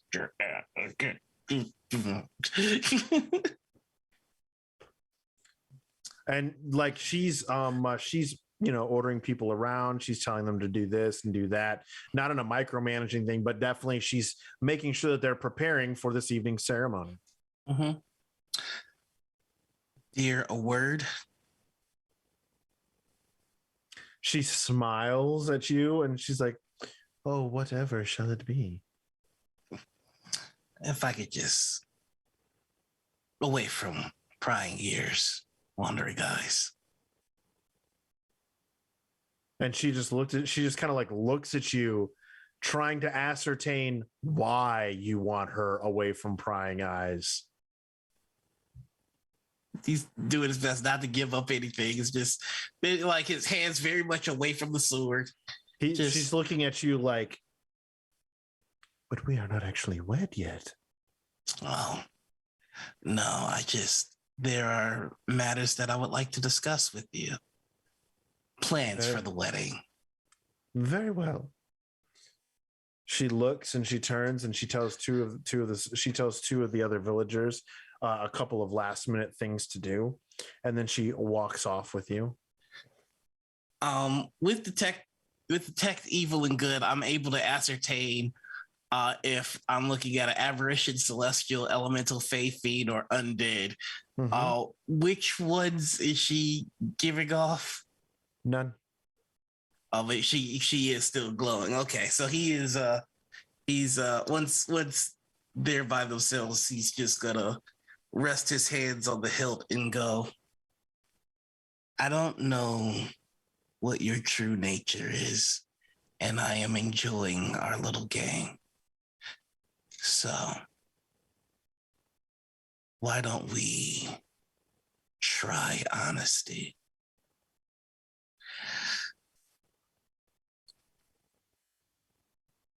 And what, pray tell, is it that you wish to know, my dear? What are you, and what are your intentions? She like caresses the side of your face and is like, just a living, breathing, hot-blooded woman who looks to advance her own agenda. And you seem like an excellent specimen to do so.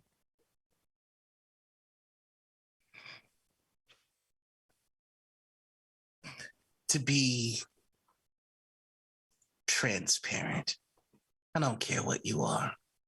As long as what your aims are don't get in the way of the church.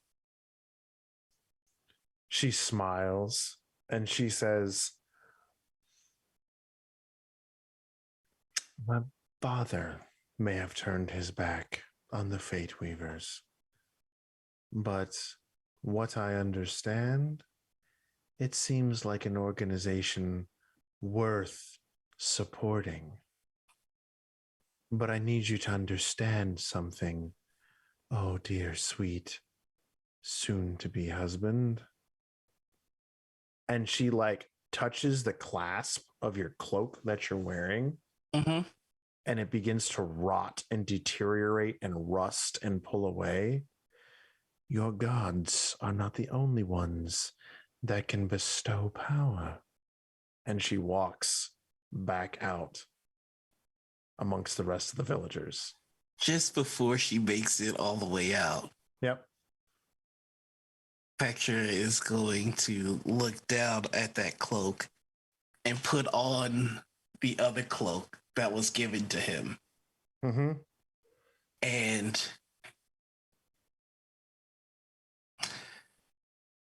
I am not so simple as to believe that my gods are the only ones. I simply believe that they are the right ones. We could be allies. But don't get so sure of yourself to believe that I can't kill you. Well, if that is what you believe, that is what you believe. And I cannot dissuade you from that. After all, your truth is your point of view. My truth, however, is much more worldly. And with that, I think we're going to wrap up today's episode of Champions of Eclypsia, where we had a whole lot of crazy crap happen. And now we're getting back into the juicy aspects of what all is going on. So with that, I want to thank everybody here and go around the horn and be like, wow, what just happened? I don't know. Like, I have like all these notes and like just, yeah, all these things are coming around. Things are clicking, coming together. Nikki, how you doing? How's it going? Hey, I'm doing great. I got to know the person in my head's name is Marcus. yeah. So that's new. That's Yeah. fun. Wow. So much to unpack Mm-hmm. and There's a to lot figure there. out. My buddy Rolf is suddenly beefing up. My friend Petra Mhm. is planning to take over the world Friend. with his Friend. beloved. And we have Flint reading his book and being very quiet and sus as all get out. But as always, if you love the art that we have on our stream, that is done by Brian Effin Patterson, aka D20 Monkey himself. Buy a t-shirt, send him some love. He deserves it. I also have my Werewolf the Apocalypse stream, Phoenix's Call, which it premiered on Tuesday this week. And the next episode is going to be on Tuesday again, 8 p.m. Eastern Standard Time. Episodes run about 2.5 hours. The last season, 2 people died. Yeah, So that was interesting. Yeah. We're going for 3 this season, right? We'll just see how the kill count goes, shall we? I like it. Picasso. I like it. Oh, Joshua, how you doing? How's it going? How's Einar? I mean, Einor didn't even hit mostly dead. He still had 2 more death saving throws. So you know, right? He was only he a was third fine. dead. He was only 1/3 dead. Yeah, That was it. It's fine. It's fine. Everything's fine. Yeah, no, it's all of these. There's more questions than answers, and unfortunately, that's where Einor loves to live, to kind of start to piece things together, even if it's totally inaccurate and wrong. So Not yeah, even mostly there. Yeah, no, loving it. It was a fun night, fun adventure. For those who are just joining us, first off, thanks for the Penguin Colony. Those who follow me over my normal Twitch channel on Get to Penguin, for coming and watching and chatting. Always appreciate y'all. I play Phasmo on Fridays and other games. Finn and I are going to be playing Wingspan this week, for those who just want something chill and collected. Also, tonight/tomorrow, I plan on playing Phasmophobia, not to be hunted by ghosts, or rather not to hunt ghosts, but to hunt eggs because of the Easter patch that's out.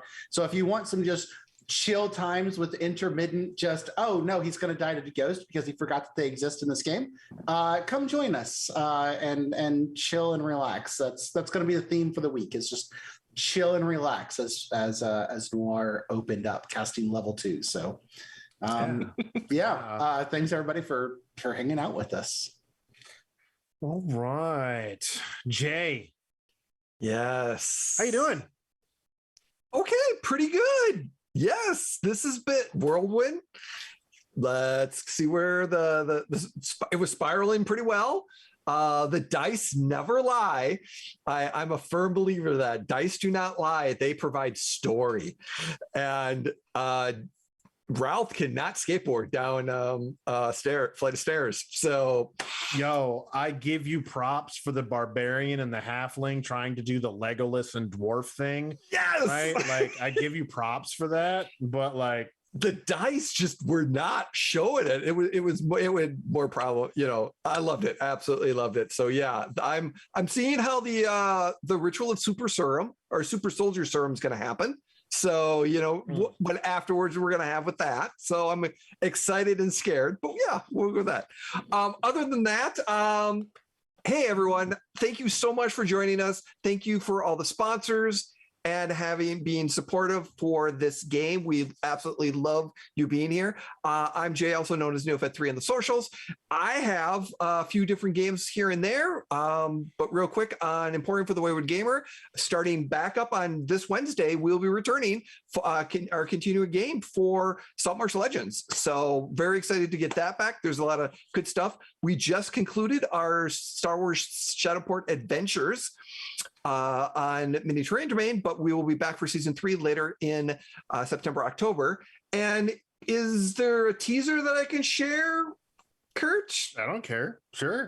So we are looking at May the 4th is a Star Wars holiday.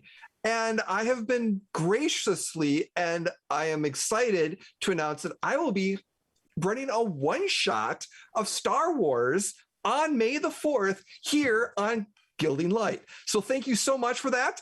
Look for information and all the special guests we will be having on that wonderful Shadowport Adventures one-shot. Our May the 4th be with you special. So I like it. Few other things going on, but like I said, that's what ahead of us. Thank you so much, everyone. Back to you. Yeah, thanks. All right, sweet. Yeah. That's a lot. That was a lot, folks. Al, how's Al doing? Pretty good. I guess it was a lot, but it's exciting to see where things go forward and kind of how everybody's seemingly separate paths all converge, or if they conflict with each other. I'm curious too. I'm interested in the fact that Flint has not really divulged much of anything regarding things he's told. Because nobody asked. Because nobody asked. Because nobody asked. Okay, fair. Oh, I love Flint. Yes, pretty good. I'm LS Rights on Twitter. You can follow me there, or Eldritch Knight on Twitch and the Instagrams. But yeah, thanks everyone for showing up. Don't forget to cash in your Idle Champions codes. Yep. Get them. Get that Idle Champions code. Get that. And Unlock Day Honey. Yep, that one too. Yeah, that was coming in. That was going to happen. There was no way around that. That was definitely going to be happening. Noir, how you doing, bud? Oh boy, I'm betrothed. I know this was a fun one. Can't wait to see where it goes. A little inside baseball. You created a character that Petra actually likes. Yes, this is disturbing. The one character I thought would never be in a romance. Here we go. Yeah, hi everybody. I'm Noir. You can find me all over the internet as the Noir Enigma. That's Twitter, Twitch, YouTube, TikTok, Instagram, and also on quiet full nights with a full moon. If you go to any body of water and say the Noir Enigma 5 times and offer an offering of blood and flesh, I will also appear. But that's just it. That's it. Chicken nuggets work too. Oh yeah, I love me some nuggies. Love me some nuggies. But that's it. Oh, hi everybody. Hey, thank you all for hanging out today. I am Kurt, also known as Covenant the Horrible Alchemist, the okayest DM you'll ever find. Yeah, that was a lot for today. There was a lot going on. There's a lot happening. There's way more than I necessarily anticipated that was going to be happening today, but it was fun. I enjoyed it. They all seem to enjoy it. We'll find out next week if they really enjoyed it or not.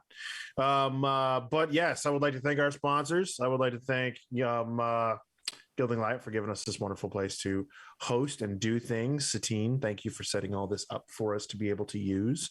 Sirenscape for offering us all this great audio for the game. Idle Champions for giving us these sweet codes. Viewers like you, PBS, right? And if you're feeling generous and feel like hitting the donate button or dropping a sub, it helps keep the lights on, helps keep some things moving here. We greatly appreciate it if you're able to do it. If not, we totally get it and I very much understand.